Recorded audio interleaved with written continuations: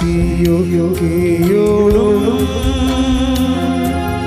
നിന്നെ സ്നേഹിച്ചിടുന്നേ,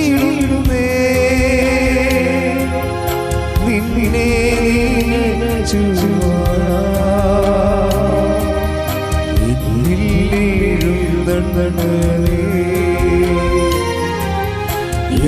ശക്തിയോടും നിന്നെ സ്നേഹിച്ചിടുന്നേ, നിന്നെ നിരച്ചുവാഴും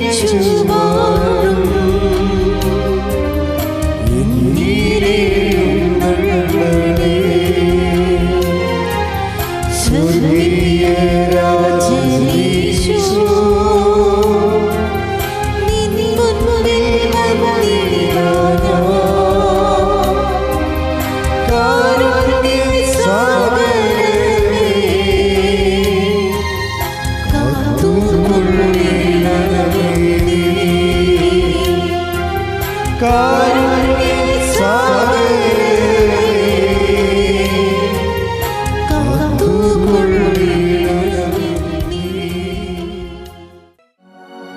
പരിശുദ്ധ പരമദിവ്യകാരുണ്യത്തിന് നീരവും ആരാധനയും സ്തുതിയും പുകഴ്ചയും ഉണ്ടായിരിക്കട്ടെ. പരിശുദ്ധ പരമദിവ്യകാരുണ്യത്തിന് നീരവും ആരാധനയും സ്തുതിയും പുകഴ്ചയും ഉണ്ടായിരിക്കട്ടെ. എൻ്റെ പ്രിയപ്പെട്ടവരെ, അടയാളമില്ലാത്ത കാലം അമ്മയോടൊപ്പം എന്ന് പറഞ്ഞ അച്ഛന് ഒരു പുസ്തകമുണ്ട്. അത് ഞാൻ എൻ്റെ ജീവിതാനുഭവത്തിൽ നിന്ന് എൻ്റെ അമ്മ അനുഭവങ്ങളാണ്. ജീവിതത്തിൽ ചില സമയത്ത് ഒരടയാളം ഉണ്ടാകത്തില്ല, പക്ഷെ അമ്മ കൂടെ ഉണ്ടാകും. അങ്ങനെയുള്ള സമയങ്ങളുണ്ടാകും. ഒന്നും ഫീൽ ചെയ്യാത്ത വളരെ പ്രതികൂലമായ കാലാവസ്ഥയുള്ള ജീവിതം, പക്ഷെ അമ്മ കൂടെ ഉണ്ടാകും. നിങ്ങളെ ഉടമ്പടി എടുക്കുമ്പോൾ ശ്രദ്ധിക്കേണ്ട ഒരു കാര്യമാണ്, അച്ഛൻ തന്നെ നിങ്ങളെ നിർദ്ദേശിച്ചിട്ടുള്ളതാണ്, നിങ്ങളുടെയും തെറ്റൊന്നുമില്ല. പക്ഷേ ഞാൻ അപ്ഡേഷൻസ് തരും നിങ്ങൾക്ക്. പുതിയ പുതിയ ഉടമ്പടിയുടെ ക്ലാസ്സുകൾ വരുമ്പോൾ നിങ്ങളതനുസരിച്ച് വളരണം. ഞാൻ തരുന്ന അപ്ഡേഷൻസ് എന്താണ്? ഇപ്പോൾ ആദ്യം നിയോഗങ്ങൾക്ക്, നമ്മുടെ നിയോഗങ്ങൾക്കാണ് പ്രാധാന്യം ഉടമ്പടിയിൽ, അല്ലേ? ആദ്യം നമ്മൾ അങ്ങനെയല്ലേ വരണത്, എന്ത് പ്രയാസപ്പെട്ടായിരിക്കും വരണത്. കഴിഞ്ഞ ദിവസങ്ങളിൽ ഒരു രസമുണ്ടായി. ഞാൻ ചില സമയത്ത് ഉടമ്പടിയുടെ സാക്ഷ്യം കാണുമ്പോൾ ഇങ്ങനെ സ്റ്റണ്ടായി പോകും. അതിൻ്റെ കഴിഞ്ഞ ദിവസങ്ങളിലേ അലീന എൽദോ എന്ന് പറഞ്ഞൊരു മോള് ഒരു സാക്ഷ്യം പറഞ്ഞു. അപ്പോൾ അലീന എൽദോ ജർമ്മനി പഠിക്കാൻ പോയതാണ്. പഠനം കഴിഞ്ഞ് അവളുടെ വിസ അവർ എക്സ്റ്റെൻഡ് ചെയ്ത് തരണില്ല.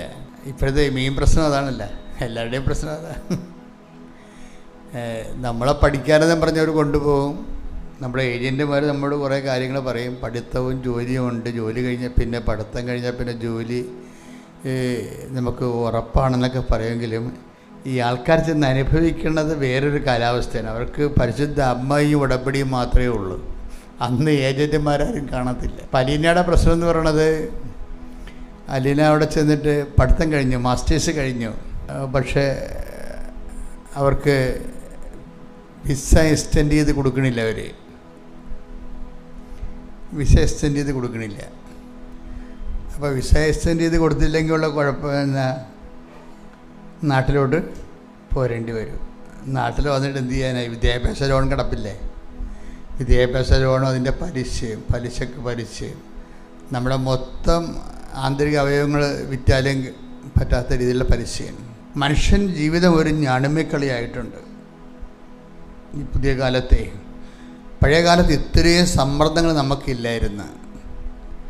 പുതിയ കാലം വന്നപ്പോൾ സമ്മർദ്ദങ്ങൾ കൂടി. കാര്യം മനുഷ്യൻ്റെ വിദ്യാഭ്യാസവും പിന്നെ അവൻ്റെ ജോലിയുടെ രീതികളെല്ലാം കൂടി. അതിൻ്റെ ഡിമാൻഡ്സ് ഭയങ്കരമാണ്. അതിൻ്റെ ഡിമാൻഡ്സ് കൂടി.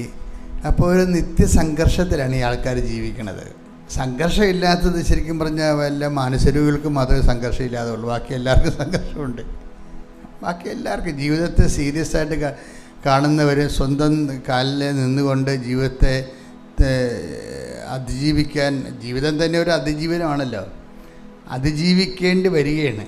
നമ്മളിങ്ങനെ എടുത്ത് പുറത്തിട്ട് കഴിഞ്ഞാൽ പിന്നെ നമ്മൾ സർവൈവ് ചെയ്യുകയാണ്. സർവൈവിങ് ഈ കാലത്ത് ഭയങ്കര സംഘർഷാത്മകമാണ്.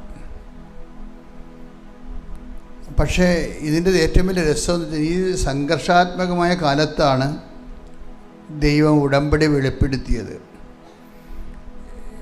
മാതാവിൻ്റെ പ്രത്യക്ഷീകരണത്തിൻ്റെ കണ്ടൻറ് എന്താണ്?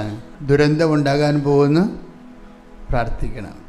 അപ്പം ഞാൻ എൻ്റെ പൊട്ടത്തരത്തിന് ആദ്യം ധരിച്ചത് അത് മാതാവിൻ്റെ പ്രത്യക്ഷീകരണം കഴിഞ്ഞാണല്ല, ഒരു മാസം കഴിഞ്ഞപ്പോഴാണ് സുനാമി ഉണ്ടായത്. അപ്പം ഞാനോർത്ത് മാതാവ് അതായിരിക്കും ഉദ്ദേശിച്ചതെന്ന് വിചാരിച്ചു. പിന്നെ ഞാൻ 10 കൊല്ലത്തേക്ക് ധ്യാനം ഇവിടെ കണ്ടിന്യൂ ചെയ്തതല്ലാതെ ഒരു പ്രത്യക്ഷീകരണ ബേസിൽ പോയില്ല. കാര്യം പ്രത്യക്ഷീകരണ ബേസിൽ പോകാത്ത മാതാവ് പറഞ്ഞു ദുരന്തം ഓൾറെഡി സംഭവിച്ചല്ലോ എന്നാണ്. അമ്മ ദുരന്തം ഉണ്ടാകാൻ പോകണമെന്ന് പറഞ്ഞിട്ട് ദുരന്തം ഒഴിഞ്ഞിട്ടില്ല. ഇപ്പം ആൾക്കാരുടെ വീട്ടിൽ ഗ്യാസില്ല ഇല്ലേ? നമ്മൾ ഓരോ ഹോട്ടലിലൊക്കെ ചെന്ന് ഞാൻ ദൂരേക്ക് കഴിഞ്ഞ ദിവസങ്ങളൊക്കെ ഒരു കരിസ്മാറ്റിക് കൺവെൻഷൻ ഉണ്ടായിരുന്നു. നമ്മുടെ മുരിങ്ങൂർ കരിസ്മാറ്റിക് ധ്യാനഗുരുക്കന്മാരുടെയും കരിസ്മാറ്റിക് ജനങ്ങളുടെ എല്ലാവരുടെയും ഒരു വലിയ കൂട്ടായ്മ. ഇന്നാണ് തീരണത്. അപ്പം ഞങ്ങൾ പോണ വഴിക്കൊരു ഹോട്ടലിൽ കയറിയപ്പോൾ ഭക്ഷണം കഴിക്കാൻ വേണ്ടി കയറിയപ്പോൾ അവിടെ ചൂടുവെള്ളമില്ല. എന്താ കാര്യം ചോദിച്ചപ്പോൾ എന്താ ചൂടുവെള്ളം അല്ലാത്ത ഗ്യാസ് ഇല്ലെന്ന് പറഞ്ഞു. ദുരന്തമല്ലേ, വെള്ളം കൂടി മുട്ടിപ്പോയി ജനത്തിൻ്റെ. അപ്പം ദുരന്തം പണ്ട് പറഞ്ഞ പോലെ അല്ല, ദുരന്തം ഇങ്ങനെ വെള്ളത്തിൽ കയറി വെള്ളത്തിലൂടെ കുടിവെള്ളത്തിലൂടെയും ദുരന്തം വന്നുകൊണ്ടിരിക്കുകയാണ്. അപ്പോൾ ഇതിനെല്ലാം കണ്ടുകൊണ്ടാണ് അമ്മ അന്ന് പറഞ്ഞത് ദുരന്തങ്ങൾ ഉണ്ടാകാൻ പോകുന്നു. എന്താണ്? പ്രാർത്ഥിക്കണം. അപ്പോൾ എന്ത് പ്രാർത്ഥിക്കണമെന്ന് ചോദിച്ചു കഴിഞ്ഞാൽ ഇന്ന് വരെയുള്ള പ്രാർത്ഥനകളെ പൊളിച്ചെഴുതിക്കൊണ്ടാണ് ഈ ദുരന്തകാലത്ത് അതിജീവിക്കാൻ വേണ്ടിയുള്ള പുതിയ പ്രാർത്ഥന തരുന്നത്. അതെപ്പോഴും എൻ്റെ മക്കൾ മനസ്സിലാക്കണം. നിങ്ങളുടെ ഒരു വിഷയം കൊണ്ടുവന്ന് നിങ്ങൾ ഉടമ്പെടുക്കുന്നതിനേക്കാൾ ഉപരി റെസ്പോൺസിബിൾ കവനന്റ് ലൈഫ്, ഉത്തരവാദിത്തപൂർണ്ണമായ ഉടമ്പടി ജീവിതം എന്ന് പറഞ്ഞൊരു സംഭവമുണ്ട്. ഉത്തരവാദിത്തപൂർണ്ണമായ ഉടമ്പടി ജീവിതം ലക്ഷ്യം വെക്കുന്നത് സാത്താനെ തലകുത്തിക്കുക തന്നെയാണ്. അതെന്താ കാരണം വെച്ചാൽ ഇന്നലെ ഒരു മനുഷ്യനെ, ഇന്നലെ ഞാൻ ആൾക്കാരെ നിൽക്കുമ്പോൾ ആൾക്കാരെ കാണുമല്ലോ, അപ്പോൾ ഒരു കെട്ട് പ്രമാണമുണ്ട് അയാളുടെ കയ്യിൽ.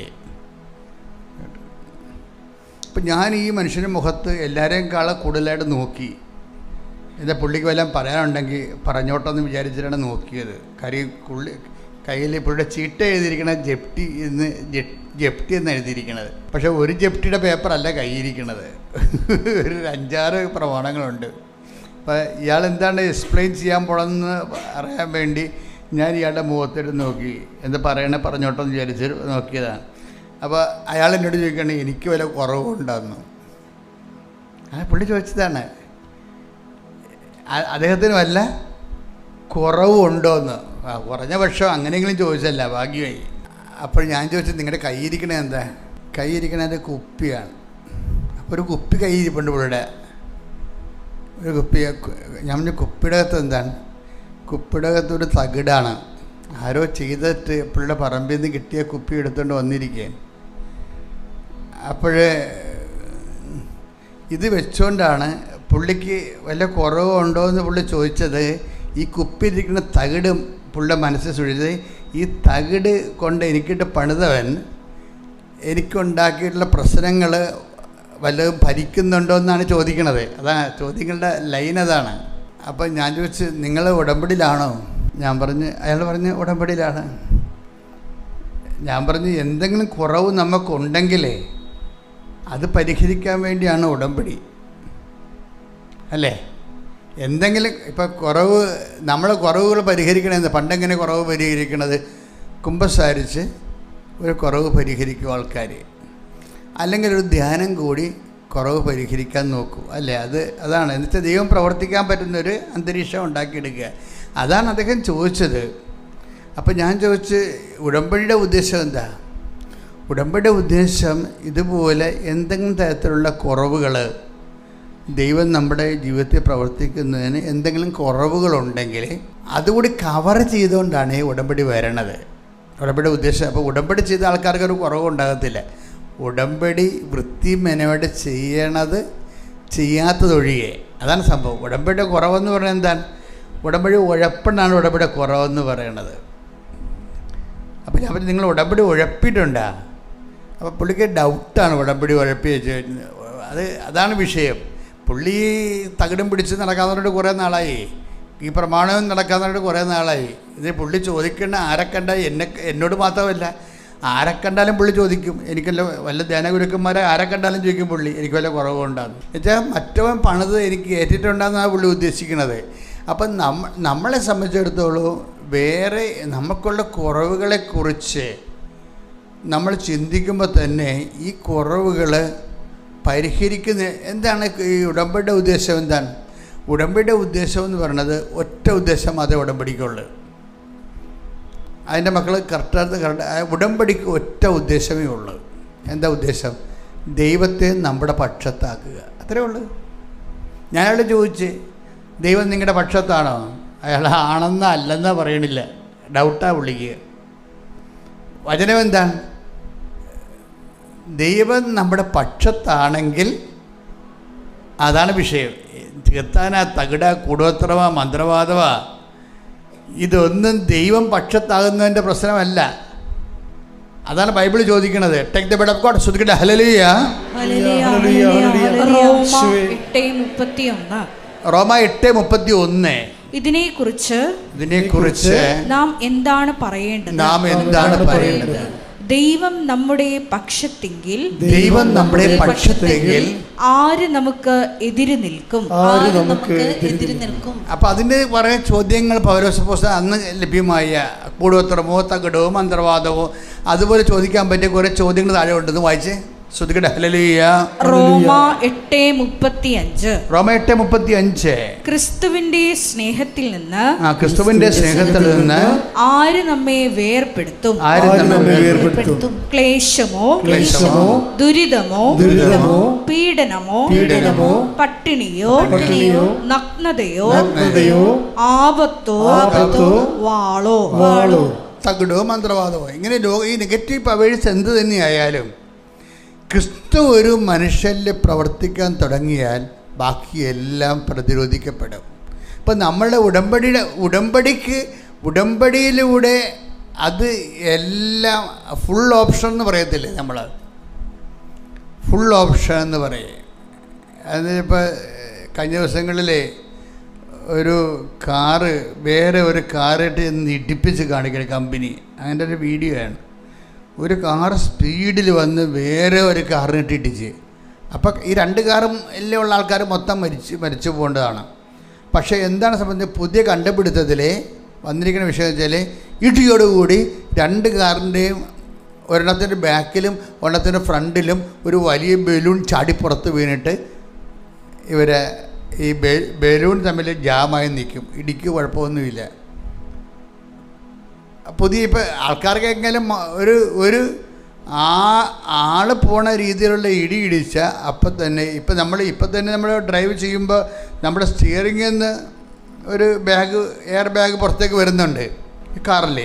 ഇടിച്ചാൽ അപ്പം തന്നെ ബാഗ് ചാടി പുറത്ത് വീഴും. അപ്പം നെഞ്ചിനും സ്റ്റിയറിങ്ങിനും ഇടയ്ക്ക് നമുക്കൊരു പ്രതിരോധം കിട്ടുന്നുണ്ട്. അങ്ങനെയല്ല ഇപ്പം പുതിയ കാറിനകത്ത് നിന്ന് വണ്ടികൾ തമ്മിൽ ഇടിച്ചു കഴിഞ്ഞാൽ വണ്ടികളുടെ ഒരു വണ്ടിയുടെ പുറകിൽ നിന്നും മറ്റേ വണ്ടി മുമ്പിൽ നിന്നും വേറെ ഒരു വലിയ ബലൂൺ ഇങ്ങനെ വന്നിട്ട് രണ്ട് ബലൂൺ കൊണ്ട് ഇങ്ങനെ ജാമായി നിൽക്കും.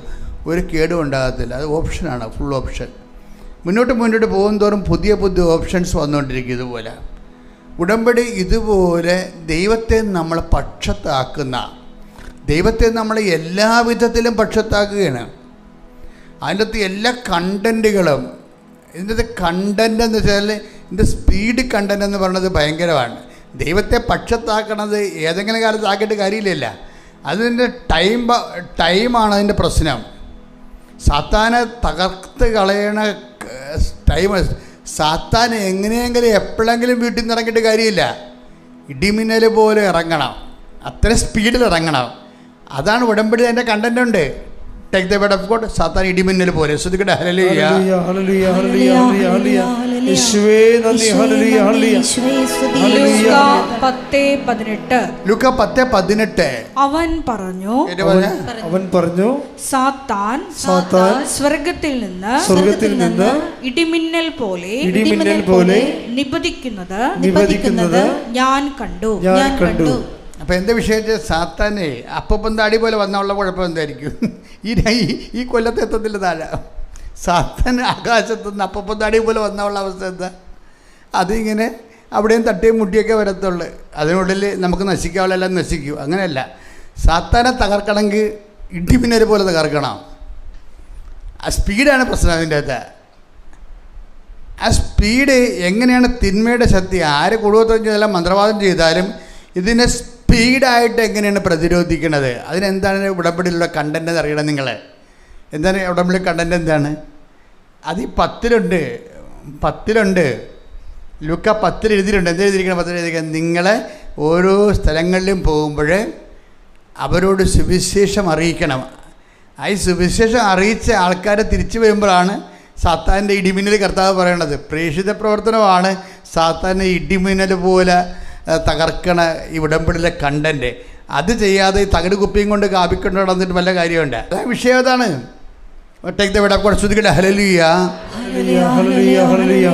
മത്തായി ശ്രീയുടെ സുവിശേഷം 10:7 പറഞ്ഞ് പോകുവിൻ സ്വർഗരാജ്യം സമീപിച്ചിരിക്കുന്നുവെന്ന് പ്രസംഗിക്കുവിൻ.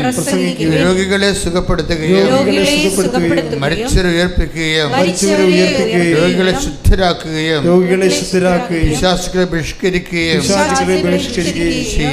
ചെയ്യുവിൻ. സുവിശേഷ വേലയ്ക്കാണ് അപ്പോസ്തലന്മാർ വിടുന്നത്. സാത്താൻ എപ്പോഴും ദൈവം നമ്മുടെ പക്ഷത്താക്കണമെങ്കിലേ ദൈവം ഏൽപ്പിച്ച ജോലി ചെയ്യണം. അതാണ് വിഷയം. നിങ്ങൾ ഉടമ്പടി എടുത്തു, ഉടമ്പടിയുടെ കാര്യങ്ങൾ പ്രാർത്ഥനകളൊക്കെ നടക്കുന്നുണ്ട് എന്ന് പറഞ്ഞിട്ട് കാര്യമില്ല. ഇതിൻ്റെ കണ്ടൻറ്റ് ബേസ്ഡ് ഓരോ കണ്ടൻ്റ് ഉണ്ട്. ആ കണ്ടൻറ്റിന് വ്യക്തമായിട്ടുള്ള ഓരോ കണ്ടൻറ്റുകളും ഓരോ ജീവിത വിഷയങ്ങളെയാണ് അത് കോൺസെൻട്രേറ്റ് ലക്ഷ്യം വെക്കുന്നത്. ഇതിൻ്റെ അകത്ത് ഏറ്റവും കൂടുതൽ നമ്മുടെ ജീവിതത്തിൽ ഇപ്പോൾ ഉടനടി പരിഹാരം എന്ന് പറഞ്ഞാൽ ആർക്കാണ്? ഉടമ്പടി ഇത്തരം പോലെ സാത്താന് ഇടിമിന്നൽ പോലെ നിബന്ധിക്കണ ആരുടേതാണ്? പ്രേക്ഷിത പ്രവർത്തകരുടേതാണ്. അപ്പോൾ പ്രേക്ഷിത പ്രവർത്തകർ ഇപ്പോൾ കഴിഞ്ഞ ദിവസങ്ങളിലിവിടെ അതായത് ഡിയ എന്ന് പറഞ്ഞൊരു മോളെ കൊണ്ടുവന്ന് ആലുവയിൽ നിന്ന് ഡാർലി മിസ്സാണ് ഈ ഡിയയെ കൊണ്ടുവരുന്നത്. ഡിയയുടെ പ്രശ്നം എന്താ? ഡിയയുടെ അപ്പൻ തളർന്ന് കിടക്കുന്ന, അതാണൊരു പ്രശ്നം. ഡിയയ്ക്ക് 2 കുഞ്ഞുങ്ങളുണ്ട്. അപ്പോൾ ഡിയയുടെ ഹസ്ബൻഡുണ്ട്, പക്ഷെ അദ്ദേഹം ഗൾഫിലാണ്. ചെറിയ ശമ്പളമേ ഉള്ളൂ. ഈ ചെറിയ ശമ്പളത്തിൽ അയാൾ ഡിയയെ നോക്കണം. ഡിയയ്ക്ക് ചെറിയൊരു ജോലിയുണ്ട്, അത്രേ ഉള്ളൂ. കുഞ്ഞുങ്ങളെ നോക്കണം, അപ്പൻ്റെ കാര്യം നോക്കണം. അതുകൊണ്ട് മിച്ചമൊന്നുമില്ല. ഇങ്ങനെ മിച്ചമില്ലാത്ത ഒരു കുടുംബത്തിൽ പെട്ടെന്ന് ഇവർക്ക് രോഗമാകും, ക്യാൻസറാകും. ക്യാൻസറാകുമ്പോൾ ഡോക്ടർ ഡയഗ്നോസ് ചെയ്യും, ക്യാൻസറാണ് ഡയഗ്നോസ് ചെയ്യും. അപ്പോൾ ഈ 2 കുഞ്ഞുങ്ങളുണ്ട്, ഇതുങ്ങൾ ആരെ ഏൽപ്പിക്കും? അപ്പോൾ സങ്കടമായി. അപ്പനാണെങ്കിൽ തളർന്ന് കിടക്കുകയാണ്, ഭർത്താവ് നാട്ടിലുമില്ല. അപ്പോൾ ഈ ഒരു സ്ഥിതിയിൽ ഡോക്ടറിനോട് ചോദിക്കും, ഡോക്ടറെ ഞാൻ രക്ഷപ്പെടുവാന്ന് ചോദിക്കും. അപ്പോൾ ഡോക്ടർമാരുടെ ഇപ്പോഴത്തെ രീതി അനുസരിച്ച് ആളെ നോക്കത്തില്ല. അവരിങ്ങനെ പറയും, രക്ഷപ്പെട്ടാലും ഈ രോഗം പിന്നെയും വരുമെന്ന് പറയും. ഒരു ആശ്വാസത്തിന് വേണ്ടിയാണ് ഡോക്ടർമാരോട് ചോദിക്കണത്. പക്ഷെ ഡോക്ടർമാരിപ്പോഴേ പഠിച്ചു വെച്ചിരിക്കുന്ന സൈക്കോളജി എന്ന് പറഞ്ഞത് ആൾ പോയി കിടക്കണമെന്ന് ആദ്യമേ പറയണം. കാര്യം ആളിന് കുഴപ്പമൊന്നുമില്ലെന്ന് പറഞ്ഞു കഴിഞ്ഞാൽ ഇവർക്ക് എന്തെങ്കിലും കുഴപ്പം സംഭവിച്ചാൽ ബന്ധുക്കളോടെ വന്ന് ആശുപത്രി തല്ലി പൊളിക്കും ആൾക്കാർ. ഒരു കുഴപ്പമില്ലെന്ന് പറഞ്ഞതല്ലേ, എന്നിട്ട് എന്ത് സംഭവിച്ചെന്ന് ചോദിക്കും, പിന്നെ കേസാകും. അതുകൊണ്ട് ഡോക്ടർ പറയും നർവത്തിന് കുഴപ്പമാണെന്ന് ഡോക്ടർമാർ പറയും. അവർക്ക് കുറ്റം പറഞ്ഞൊരു കാര്യമില്ല. ജനങ്ങളുടെ ഇതുപോലെയുള്ള ബുദ്ധിമോശമായ പെരുമാറ്റം കൊണ്ടാണ് സമൂഹത്തിൽ ഉത്തരവാദിത്തപ്പെട്ട സ്ഥാനത്തിരിക്കുന്നവരെ ജനങ്ങൾ വികടത്തരം കാണിക്കരുത്. പോലീസ്, ഡോക്ടർ, ജനങ്ങളെ അവർ ഉത്തരവാദിത്തപ്പെട്ടിരിക്കുന്നവർ ജനങ്ങളെ വെറുത്താൽ പിന്നെ അവർ മുമ്പും പുറം നോക്കത്തില്ല. എപ്പോഴും നമ്മൾ ശ്രദ്ധിക്കേണ്ടാവുക. ഈ ജനജീവിതം എന്ന് പറഞ്ഞാൽ ഉത്തരവാദിത്തപ്പെട്ട ജീവിതമാണ്. അവർക്ക് മെയിൻ ഉണ്ട് എന്ന് കഴിഞ്ഞാൽ പിന്നെ അവർക്ക് ഇത്രയും നമ്മളെന്താ കഷ്ടപ്പെടണമെന്ന് ഓർക്കും. അവർ പഠിച്ച വെച്ച് എത്തിക്സൊക്കെ അവർ തൽക്കാലം പൂട്ടി വെക്കും. എന്നിട്ട് എല്ലാവർക്കും ജീവിക്കണമെന്ന രീതിയിലുള്ള നിലപാടുകൾ ഡോക്ടർമാരെടുക്കും. അതാണ് ഡോക്ടർമാരുണ്ട്. ഡോക്ടർമാർ ഒരു ഉത്തരവാദിത്തം പറഞ്ഞു ഇതൊക്കെ വന്നാൽ പിന്നെയും തിരിച്ചു വരുമെന്ന് പറയും. അപ്പോൾ ഇതോട് ഇവളുടെ സപ്തനാടി, ഡിയായുടെ സപ്തനാടിയും തകർന്ന് നമ്മുടെ നാട് തകർന്നാൽ എന്താ പുള്ളിക്കെന്താ? അപ്പോൾ കുഞ്ഞുങ്ങളെ ആരെ ഏൽപ്പിക്കുമെന്ന് ഇവളുടെ ഒരു അന്തരാളമാണ്. കുഞ്ഞുങ്ങളെ ആരെ ഏൽപ്പിക്കും? അപ്പനാണെങ്കിൽ തളർന്ന് കിടക്കണം, ഭർത്താവിനടുത്ത് തുച്ഛ വരുമാനമാണ്, എങ്ങനെ ജീവിക്കും? എനിക്കെന്തെങ്കിലും സംഭവിച്ചാൽ കാണുന്ന ആരെങ്കിലും അടുപ്പക്കാരെ പരിചയപ്പക്കാരെ ഇത്തിരി ബന്ധമുള്ളവരെ കാണുമ്പോൾ പറയും എനിക്കെന്തെങ്കിലും സംഭവിച്ചാൽ കുഞ്ഞുങ്ങളുടെ കാര്യമൊന്നും നോക്കണം കേട്ടോ. ആ രീതിയിലായി വർത്തമാനമൊക്കെ. എനിക്കെന്തെങ്കിലും സംഭവിച്ചാൽ കുഞ്ഞുങ്ങളുടെ കാര്യം നോക്കണം കേട്ടാ. നമുക്ക് സങ്കടം വരും കേൾക്കുമ്പോൾ. ഒരു മനുഷ്യൻ ഇത്രയേ ഉള്ളൂ. നിങ്ങളെ അഹങ്കരിക്കുമ്പോഴും ആക്കടെ മേക്കിട്ട് കയറുമ്പോഴും ദൈവം ബലം പ്രയോഗിച്ച് നമ്മളെ എളിമപ്പെടുത്താൻ വേണ്ടി നിങ്ങൾ അവസരം ഉണ്ടാക്കുകയാണ്. That is known sense. നിങ്ങളിപ്പോൾ കണ്ടത്തിലേക്ക് മുണ്ട് തട്ടി, എന്നെ തട്ടി ഞാനും തട്ടും, എന്തറാന്ന് ചോദിച്ചാൽ ഞാൻ ഏതൊരാന്ന് ചോദിക്കുന്നതൊക്കെ പറഞ്ഞു തണ്ടിൽ കാണിച്ചാണല്ലേ. ജീവിതം ഒന്ന് ആൻറ്റിയായിട്ടൊന്ന് ഒന്ന് തിരിച്ച് കറങ്ങിയാൽ അപ്പം തന്നെ ആൾക്കാർ പട്ടാങ്കി പറയാൻ തുടങ്ങും. അത്രയേ ഉള്ളൂ മനുഷ്യർ. എന്നാൽ പിന്നെ ആദ്യമേ പറയാൻ പറ്റത്തില്ലേ? നിങ്ങൾ എന്തെങ്കിലും സംഭവിച്ചതിന് ശേഷം എളിമപ്പെടാനിരിക്കണേ എന്തിനാണ്? എന്തെങ്കിലും സംഭവിച്ചതിന് ശേഷം ഏത് വലിയ കൊമ്പനായാലും ശരി ആൾക്കാർ പതുങ്ങി പൂച്ച പോലെ, പുലിയെല്ലാം പൂച്ച പോലെ. എന്നാൽ പിന്നെ ആദ്യമേ പൂച്ചയാകാൻ പാടില്ലേ? എന്തെങ്കിലും സംഭവിച്ചിട്ട് പുലി പൂച്ചയാകാനിരിക്കുകയാണ്. അതെന്താ പ്രശ്നം വെച്ചാൽ എളിമ എന്ന് പറയുമ്പോൾ നമ്മൾ എപ്പോഴും ശ്രദ്ധിക്കണം. അതുകൊണ്ടാണ് അമ്മ എപ്പോഴും പറയാം, ഞാൻ എന്തുകൊണ്ടാണ് മരിയൻ സ്പിരിച്വാലിറ്റി ഫോളോ ചെയ്യണത്. കാര്യം മരിയൻ സ്പിരിച്വാലിറ്റി കോൺക്രീറ്റ് സ്പിരിച്വാലിറ്റിയാണ്.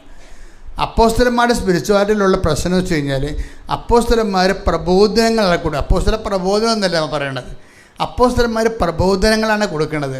മറിയം, ഞാൻ കഴിഞ്ഞ ദിവസം മുരിങ്ങൂർ പ്രസംഗിച്ചപ്പോൾ എന്താ പറഞ്ഞത്? I identify my self as A Marian charismatic എന്നാണ് പറഞ്ഞത്. എന്താ കാര്യം? ഞാൻ കരിസ്മാറ്റിക്കാണ്, പക്ഷേ മരിയൻ കരിസ്മാറ്റിക്കാണ്. അതിൻ്റെ കാരണം എന്ന് വെച്ച് കഴിഞ്ഞാൽ അപ്പോസ്തലന്മാർ പലപ്പോഴും കൊടുക്കുന്നത് പ്രബോധനങ്ങളാണ് കൊടുക്കുന്നത്, ഡോഗ്മയാണ് കൊടുക്കുന്നത്. മറിയൻ ഡോഗ്മ കൊടുക്കത്തില്ല. അതാ പ്രശ്നം. മറിയൻ ജീവിതമാണ് കാണിക്കുന്നത്. എൻ്റെ മക്കളെ, ദൈവത്തിൻ്റെ ശക്തനായവൻ എനിക്ക് വലിയ കാര്യങ്ങൾ ചെയ്തു. ശക്തനായവനെ കൊണ്ട് വലിയ കാര്യം ചെയ്യിക്കണമെങ്കിൽ അവിടുന്ന് തരം ദാസിയുടെ വിനീത അവസ്ഥ തെക്കൻ പാർത്ത് കൈയടിച്ച് ശ്രുതികട ഹല്ലേലൂയ.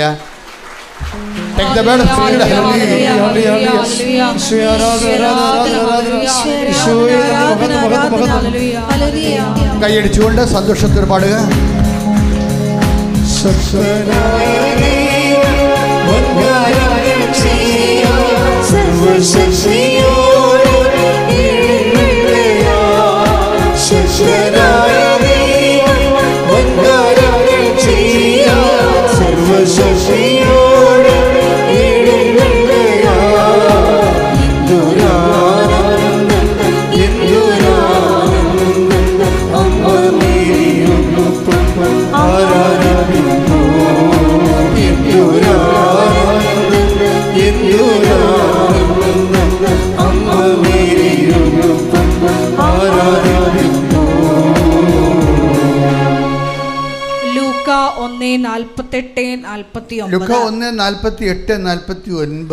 അവിടുന്ന് തന്റെ ദാസിയുടെ താഴ്മയെ കടാക്ഷിച്ചു.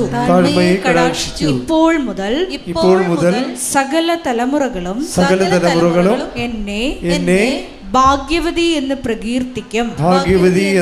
ശക്തനായവൻ എനിക്ക് വലിയ കാര്യങ്ങൾ ചെയ്തിരിക്കുന്നു. അവിടുത്തെ നാമം പരിശുദ്ധമാണ്. അപ്പോൾ ഈ ഉടമ്പടിയിലൂടെ മക്കളെ നമ്മൾ എന്താ ഉദ്ദേശിക്കുന്നത്? നിങ്ങൾ ഉടമ്പടി എടുക്കണത് എന്തിനാ? ശക്തനായവനെ കൊണ്ട് ഇനി വലിയ കാര്യങ്ങൾ ദൈവം ചെയ്താൽ മാത്രമേ നമുക്ക് പിടിച്ചു നിൽക്കാൻ പറ്റത്തുള്ളൂ. അതല്ലേ നമ്മൾ ഉടമ്പടി എടുക്കണത്. ഇനി ദൈവം വലിയ കാര്യങ്ങൾ ചെയ്യണം. വലിയ കാര്യങ്ങൾ ചെയ്താലേ നമുക്ക് നിലനിൽപ്പുള്ളൂ. അതുകൊണ്ടാണ് നമ്മൾ വലിയ കാര്യങ്ങൾ ചെയ്യണത്. അപ്പോൾ എന്ത് ചെയ്യണം? ശക്തനായവൻ എനിക്ക് വലിയ കാര്യങ്ങൾ ചെയ്തിരിക്കുന്നു. പറഞ്ഞേ, ശക്തനായവൻ എനിക്ക് വലിയ കാര്യങ്ങൾ ചെയ്തിരിക്കുന്നു. അപ്പോൾ എങ്ങനെയാണ് ഈ ശക്തനെ കൊണ്ട് വലിയ കാര്യങ്ങൾ ചെയ്യിക്കണത്? അവിടുന്ന് തൻ്റെ ദാസിയുടെ വിനീത അവസ്ഥ, പറഞ്ഞേ,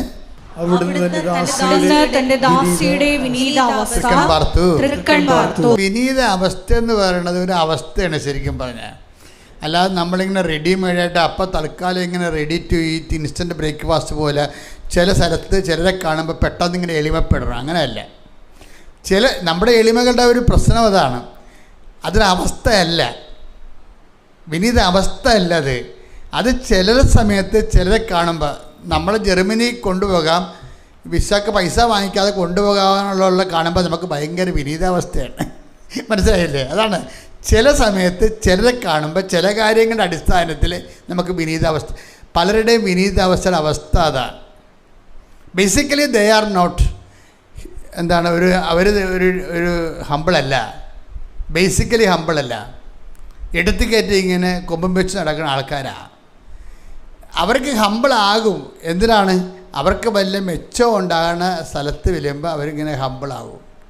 അപ്പോൾ ഇങ്ങനെ ഒക്കേഷണൽ ഹമ്പിളിങ് ഇല്ലേ, അത് ഉടമ്പടി വർക്കൗട്ട് ചെയ്യത്തില്ല. നമുക്ക് വല്ല നേട്ടമുള്ള സ്ഥലത്ത് വെച്ച് നമ്മൾ വിനയപ്പെട്ട് കഴിഞ്ഞാൽ അത് ഉടമ്പടി വിനയമല്ല. അതാണ് അമ്മ പറയണത്. വിനീതം എന്ന് പറയുന്നത് ഒരവസ്ഥയാണ്. ശക്തനായവൻ എനിക്ക് വലിയ കാര്യങ്ങൾ ചെയ്തിരിക്കുന്നു. അവിടുന്ന് തൻ്റെ ദാസിയുടെ വിനീത അവസ്ഥ തെക്കൻ പാർത്തു. കൈയടിച്ച് ശ്രദ്ധിക്കണ്ട. ഹല്ലേലൂയ, ഹല്ലേലൂയ, ഹല്ലേലൂയ, ഹല്ലേലൂയ, ഹല്ലേലൂയ. യേശുവേ നന്ദി. ഹല്ലേലൂയ, ഹല്ലേലൂയ, ഹല്ലേലൂയ. യേശുവേ നന്ദി, യേശുവേ മഹത്വം, യേശുവേ ആരാധന. ഹല്ലേലൂയ. ദാസിയുടെ തൃക്കൺ പാർത്ത ഉന്നതൻ ദാസരെ ഉയർത്തുകയാ. ദാസിയുടെ തൃക്കൺ പാർത്ത ഉന്നതൻ ദാസരെ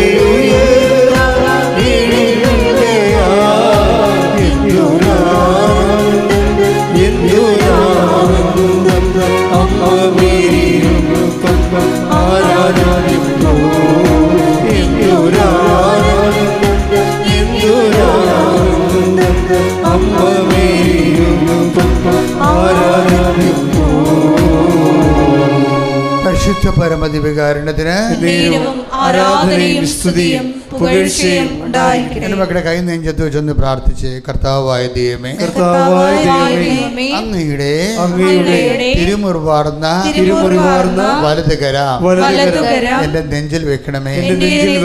കർത്താവേ, പരിശുദ്ധ അമ്മയെ പോലെ എന്നെയും വിനയാന്വിത മനോഭാവം ജീവിത അവസ്ഥയായി ദൈവകൃപ ആർജിക്കാൻ കഴിവുള്ള ഒരു വ്യക്തിയായി എന്നെ ഉടമ്പടിയിലൂടെ രൂപാന്തരപ്പെടുത്തണം.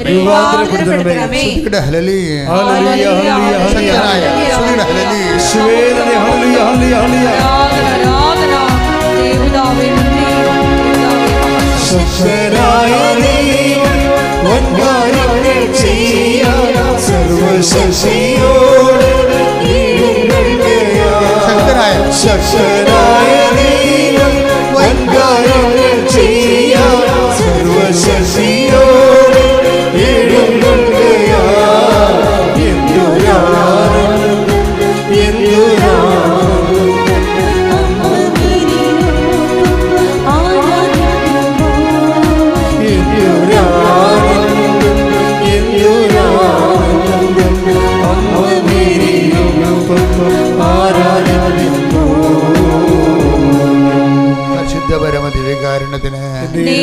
ആരാധനയും സ്തുതിയും പുകഴ്ചയും ഉണ്ടായിരിക്കട്ടെ. ഇപ്പോൾ നമ്മൾ ഒരു പോയിന്റ് ഓവറായി രണ്ടാമത്തെ പോയിന്റിൻ്റെ പകുതിക്ക് നിൽക്കുകയാണ്. ഒരു പോയിന്റ് എന്തായിരുന്നു? അച്ഛൻ ആദ്യം പറഞ്ഞ ഒരു പോയിന്റ് എന്താണ്? ദൈവത്തെ നമ്മുടെ പക്ഷം ചേർക്കുക. അപ്പോൾ ആര് നമുക്ക്, അതാണ് ഫസ്റ്റ് പോയിന്റ്, മറന്നുപോയി. സെക്കൻഡ് പോയിന്റ് എന്താണ്? സെക്കൻഡ് പോയിന്റ് ശക്തനായവനെ കൊണ്ട് വലിയ കാര്യങ്ങൾ ചെയ്യിക്കാൻ വേണ്ടി വിനീതം എന്ന് പറയുന്നത് ഒരു ഒക്കേഷൻ അല്ലാത്ത രീതിയിൽ ഒരവസ്ഥയായി രൂപാന്തരപ്പെടുത്തുക. ഓക്കെ അല്ലേ? Thank you. ശ്രുതികട്ടെ ഹല്ലേലൂയ. ഹല്ലേലൂയ ഹല്ലേലൂയ ഹല്ലേലൂയ ഹല്ലേലൂയ ഹല്ലേലൂയ മഹത്വം ആരാധന ദൈവപിതാവേ നന്ദി ദൈവപിതാവേ മഹത്വം ദൈവപിതാവേ ആരാധന ഹല്ലേലൂയ ഹല്ലേലൂയ യേശുവേ നന്ദി യേശുവേ സ്തോത്രം യേശുവേ ആരാധന സ്വർഗീയ രാജനീശോ. ശ്രുതികട്ടെ ഹല്ലേലൂയ.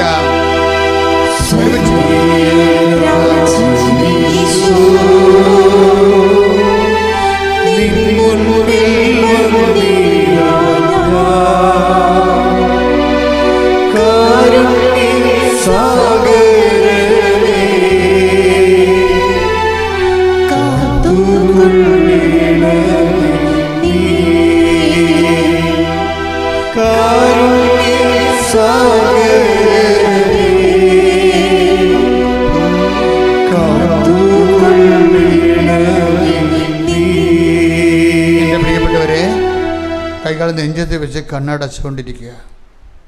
നിങ്ങൾ ഓർക്കേണ്ടത് അമ്മ പ്രത്യക്ഷപ്പെട്ട ജീവനോടെ പ്രത്യക്ഷപ്പെട്ട ഒരു സ്ഥലത്ത് കർത്താവ് ഉയർച്ചെന്നേറ്റ ദിവസം ഞായറാഴ്ച കർത്താവിൻ്റെ മുമ്പിൽ ആരാധന കൂടുകയാണ്. നമ്മൾ ഒരു കുഞ്ഞിനെപ്പോലും കർത്താവ് കണ്ണീരോടെ തിരിച്ച് വീട്ടിലോട്ട് വിടത്തില്ല.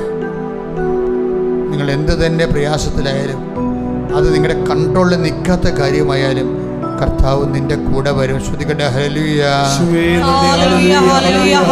നിന്റെ ശ്രുതികട്ടെ ഹല്ലേലൂയ. നിന്റെ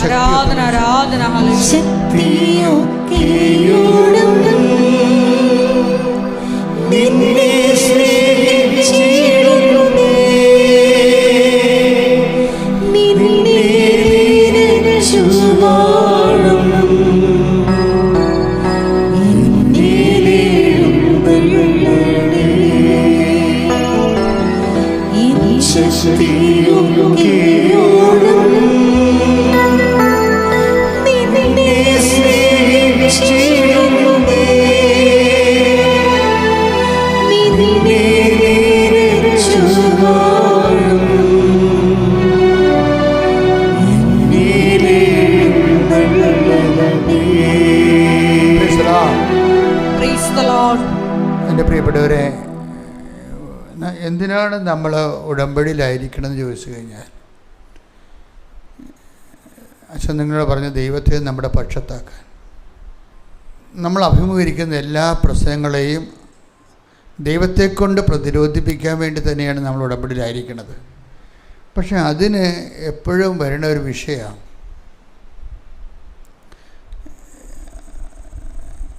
കർത്താവിൻ്റെ ഉടമ്പടി എടുക്കുന്ന ഒരു വ്യക്തിയും ദൈവത്തിൻ്റെ അകമഴിഞ്ഞ വലിയ ആത്മബന്ധത്തിലേക്കാണ് നമ്മൾ വിളിക്കപ്പെട്ടിരിക്കണമെന്ന് ഓരോരുത്തരും മനസ്സിലാക്കണം.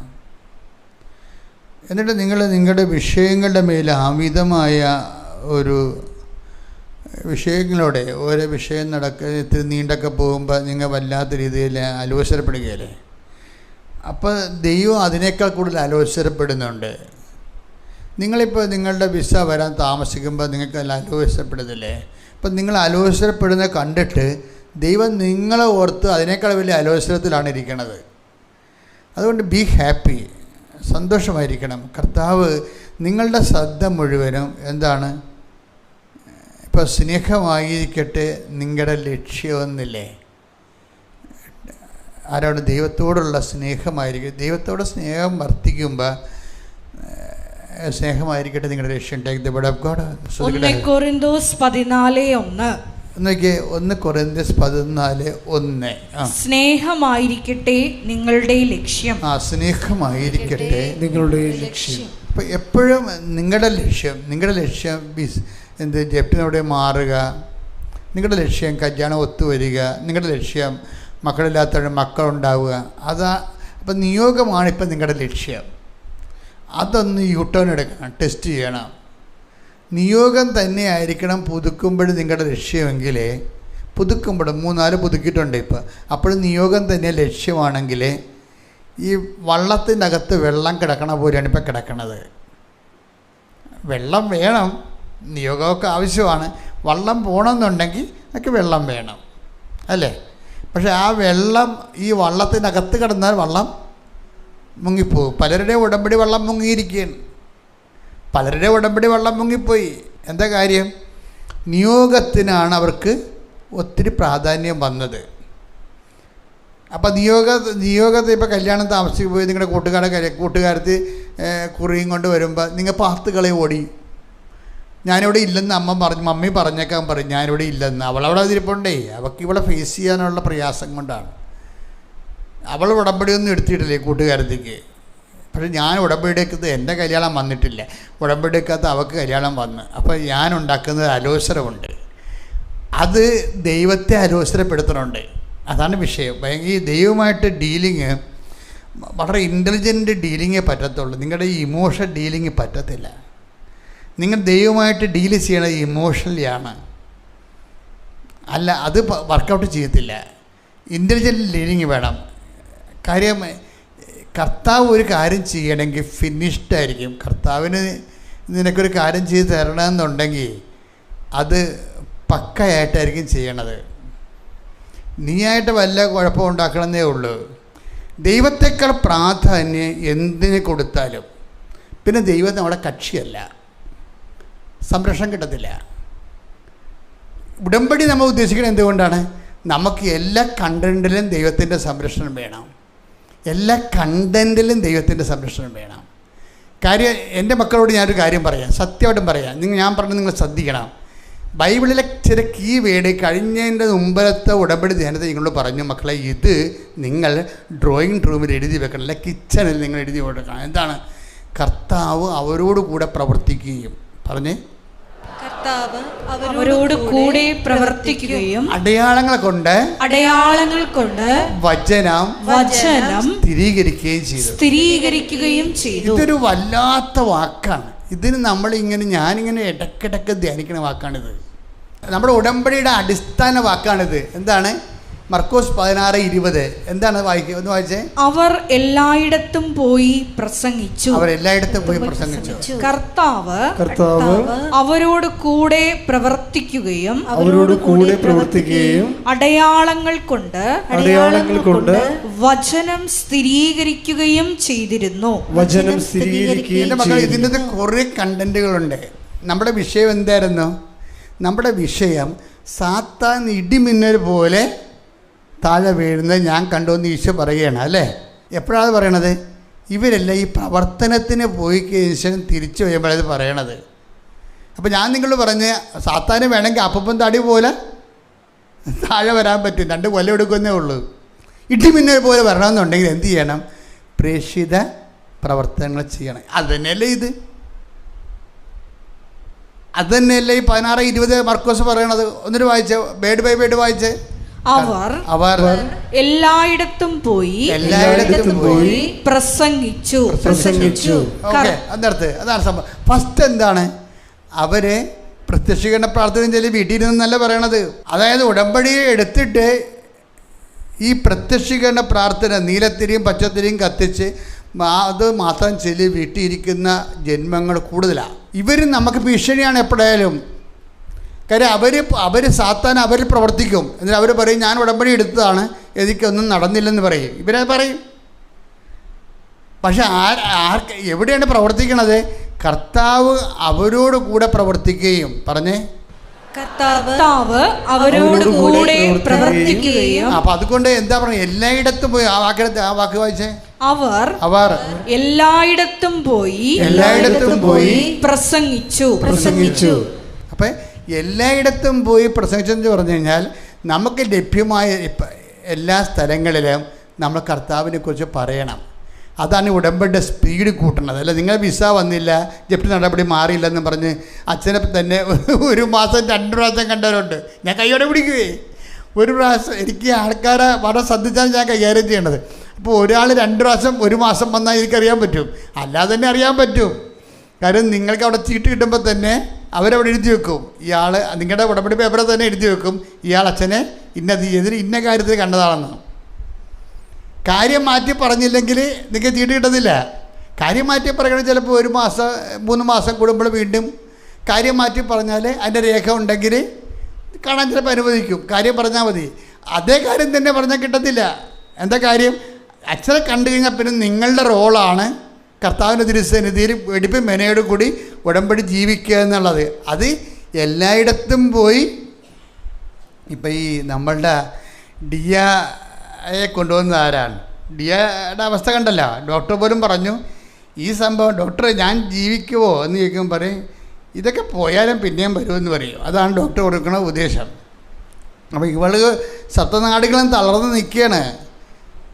അപ്പോഴാണ് ഡാർലി മിസ്സിനെ ഇടയ്ക്ക് ഇവരൊക്കെ ചെയ്യണ എവിടെയോ വെച്ച് പരിചയപ്പെട്ട ഡാർലി മിസ്സിന് പരിചയമുള്ള ആളാണ്. ഡാർലി മിസ്സിനെ പറഞ്ഞു മനസ്സേ എനിക്ക് എന്തെങ്കിലും സംഭവിച്ചാൽ എൻ്റെ കുഞ്ഞുങ്ങളുടെ മേലൊരു കണ്ണുണ്ടാകണം. എല്ലാവരും പറയണത് അതാണ്. അവൾ കാണുന്ന ഈ എല്ലാവരോടും ഈ യാത്രയും പറഞ്ഞ് പോവുകയാണ് ആളെ.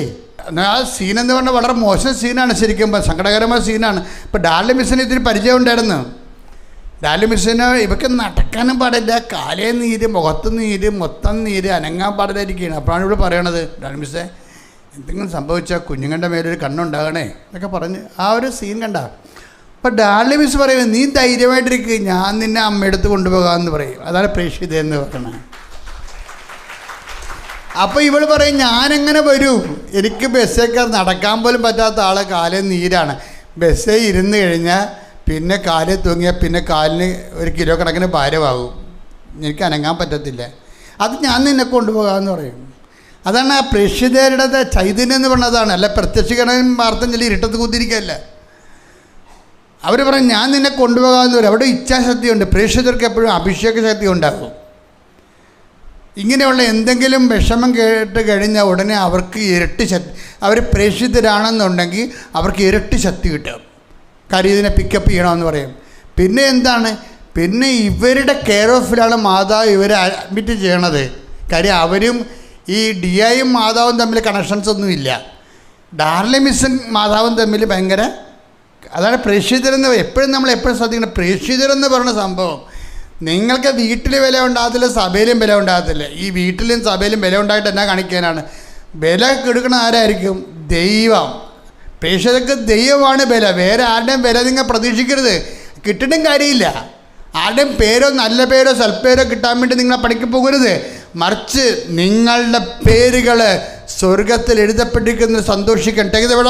ശ്രദ്ധിക്കട്ടെ. ഹല്ലേലൂയ ഹല്ലേലൂയ ഹല്ലേലൂയ ഹല്ലേലൂയ യേശുവേ നന്ദി. ഹല്ലേലൂയ ഹല്ലേലൂയ രാജരീശ ശ്രദ്ധിക്കട്ടെ. ഹല്ലേലൂയ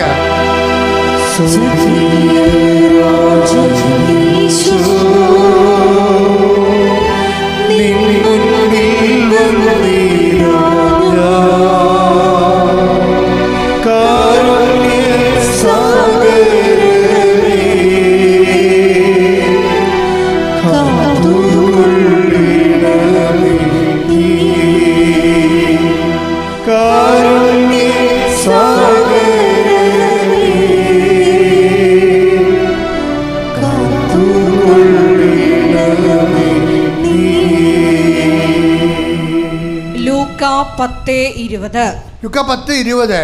എന്നാൽ പിശാചുക്കൾ നിങ്ങൾക്ക് കീഴടങ്ങുന്നു എന്നതിൽ നിങ്ങൾ സന്തോഷിക്കേണ്ട. മറിച്ച് നിങ്ങളുടെ പേരുകൾ സ്വർഗത്തിൽ എഴുതപ്പെട്ടിരിക്കുന്നു എന്നതിൽ സന്തോഷിക്കുവേൻ. പ്രേക്ഷിതരെന്ന് പറയുമ്പോൾ ചിലപ്പോൾ വണ്ടിക്കാരും വീട്ടുകാരും നിനക്കിതേ പണിയുള്ള വേറെ നാട്ടിൽ വേറെ ആരും പ്രാർത്ഥിക്കാനൊക്കെ ആകില്ല, നിനക്ക് എപ്പോഴും കൃപാസനത്തിൽ ഓട്ടം എന്ന് ഭർത്താവ് പറയും. തീർച്ചയായിട്ടും പറയും, ഒരു സംശയമില്ല, എന്താ കാര്യം പറഞ്ഞിരിക്കും. പക്ഷെ നമ്മളുടെ ഉള്ളിൽ കിട്ടിക്കുന്ന അഭിഷേകം, കർത്താവ് എന്താ പറയുക, ഞാൻ നിങ്ങൾക്ക് തന്നിരിക്കുന്ന അഭിഷേകം ആരും നിങ്ങളിൽ നിന്ന് എടുത്ത് കളയത്തില്ല. അവിടെ സമാധാനം എന്നാണ് ഈശോ എഴുതിയിരിക്കുന്നത്. പക്ഷേ ഉദ്ദേശിക്കുന്നത് അഭിഷേകം എന്നാണ് ശരിക്കും. ഇതിനെല്ലാത്തിനെയും, അതായത് ദൈവമാണ് ആ അഭിഷേകം കൊടുത്തിരിക്കുന്നത്. ആ അഭിഷേകം ഭർത്താവിന് എടുത്ത് മാറ്റാൻ പറ്റത്തില്ല, ഭർത്താവിൻ്റെ അമ്മയ്ക്കെടുത്ത് മാറ്റാൻ പറ്റത്തില്ല, നാട്ടുകാർക്കെടുത്ത് മാറ്റാൻ പറ്റത്തില്ല, വികാരിച്ചിന് എടുത്ത് മാറ്റാൻ പറ്റത്തില്ല. അതാണ് ഈശോ പറയണത്, ഞാൻ നിങ്ങൾക്ക് തന്ന സമാധാനം അഭിഷേകം ആരും നിങ്ങൾ എടുത്ത് കളയത്തില്ല. ശ്രദ്ധിക്കട്ടെ. ഹല്ലേലൂയ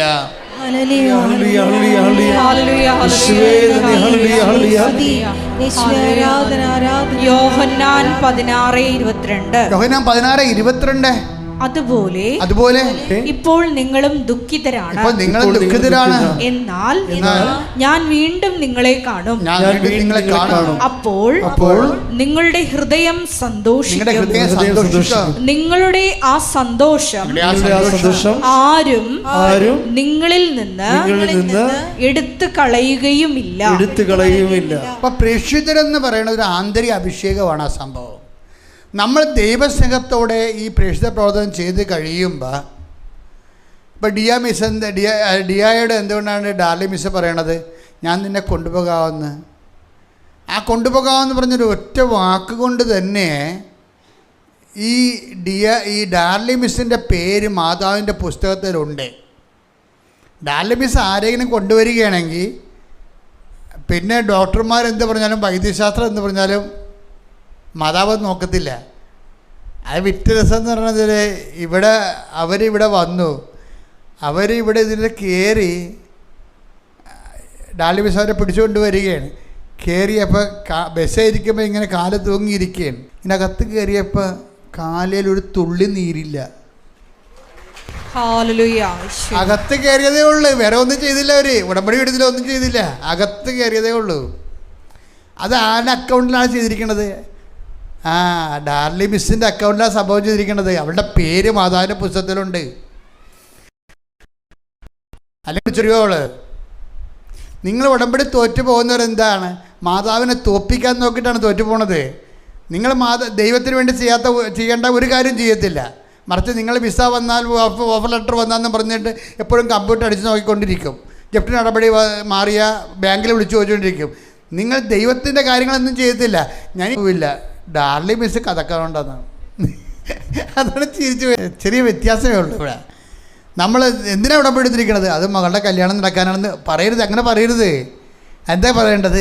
ദൈവമായിട്ട് എനിക്ക് ആഴവും ആത്മാർത്ഥവുമായ ബന്ധം. ആഴമായ ബന്ധമല്ല പ്രശ്നം, ബന്ധം ആത്മാർത്ഥമായിരിക്കണം.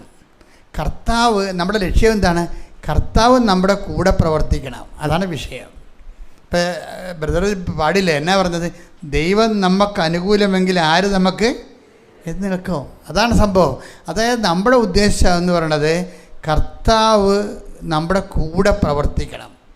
കർത്താവ് നമ്മുടെ കൂടെ പ്രവർത്തിച്ചാൽ എന്താ പ്രശ്നം വെച്ച് കഴിഞ്ഞാൽ, ഈ കർത്താവ് കൂടെ പ്രവർത്തിച്ചാലേ ഉടമ്പടി വർക്കൗട്ട് ചെയ്യത്തുള്ളൂ. കാര്യം ഉടമ്പടിയുടെ ഒരു ബേസിക് പ്രിൻസിപ്പിൾ എന്താണ്? Not by merit. അതാണ് പ്രശ്നം.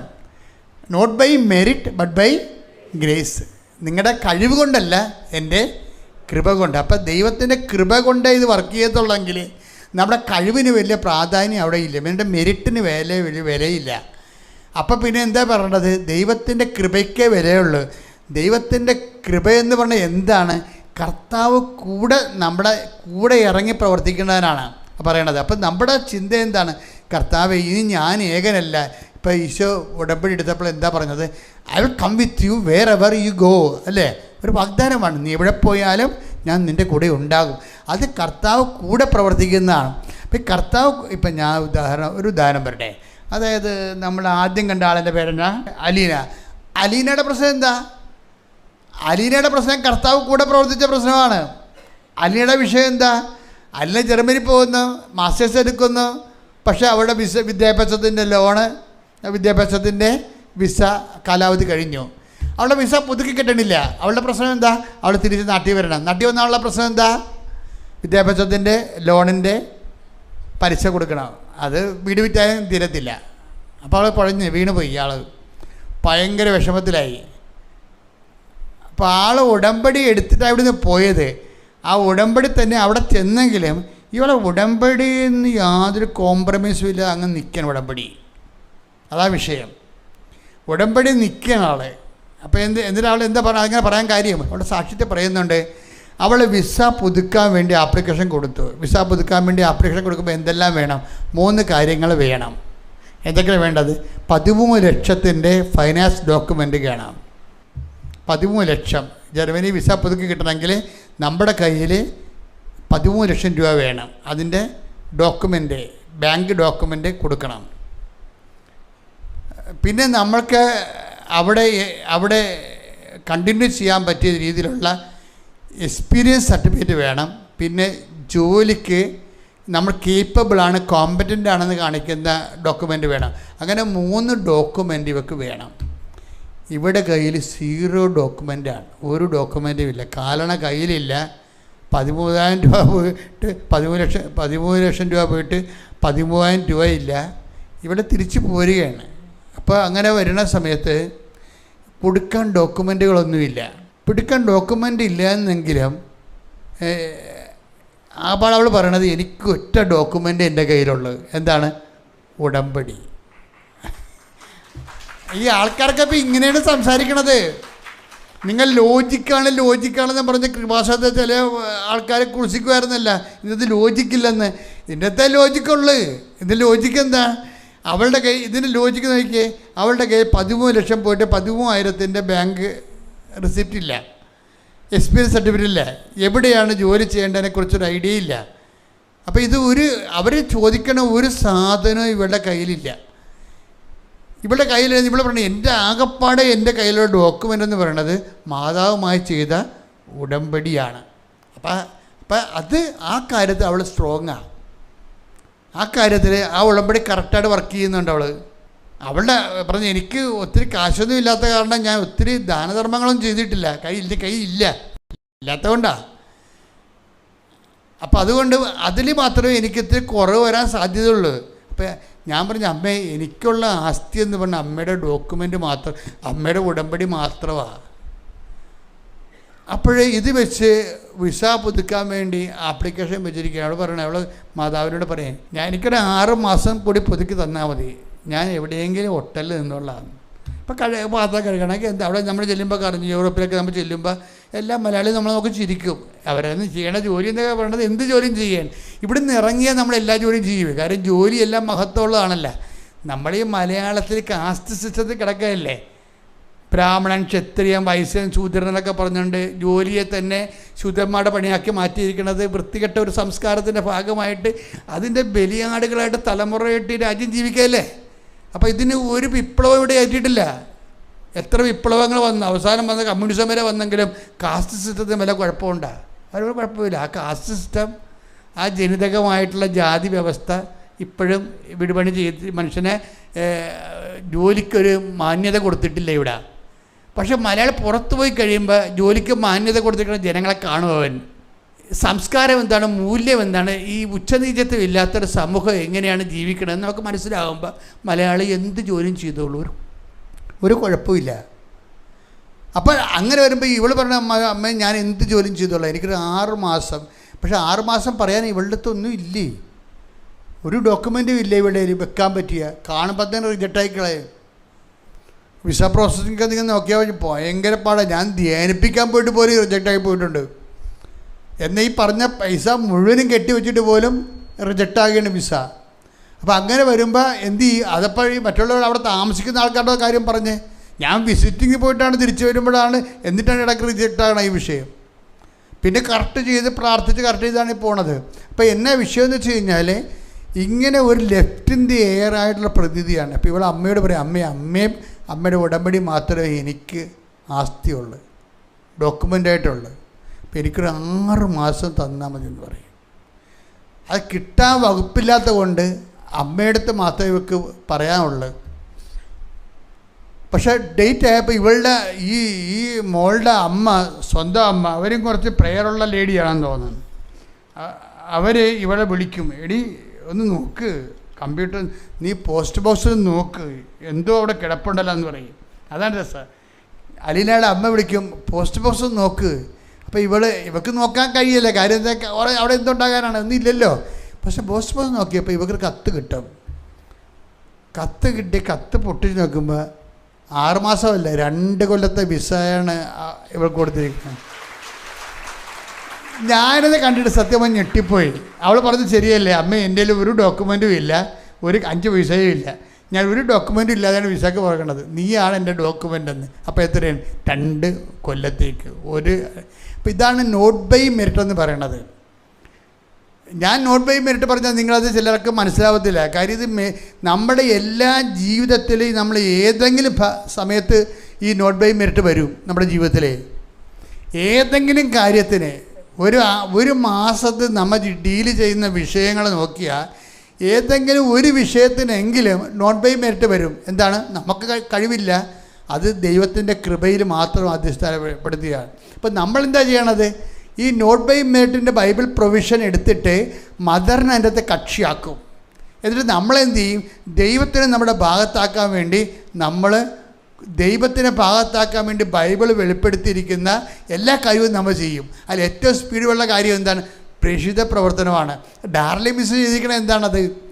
ഡാർലി മിസ്സിൻ്റെ പേഷ്യൻ്റ്, അവരുടെ കാൻഡിഡേറ്റ്, അവർ പ്രൊമോട്ട് ചെയ്ത കാൻഡിഡേറ്റ്, അവരുടെ അവസ്ഥ എത്ര ഡെഡ്ലി ആണെങ്കിലും ഡാർലി മിസ്സിനെ കൊണ്ട് നീ പറഞ്ഞ ഈ കാര്യവും ഞാൻ നിനക്ക് വേണ്ടി ചെയ്യും, കാര്യം നിന്നെ എനിക്കറിയാവുന്ന. Take the bed of God. ശ്രുതിക്കട്ടെ ഹല്ലേലൂയ ഹല്ലേലൂയ ഹല്ലേലൂയ ഹല്ലേലൂയ യേശുവേ നന്ദി. ഹല്ലേലൂയ ഹല്ലേലൂയ ഹല്ലേലൂയ കൃപയാലേ കൃപയാലേ കൃപയാൽ അനുദിനവും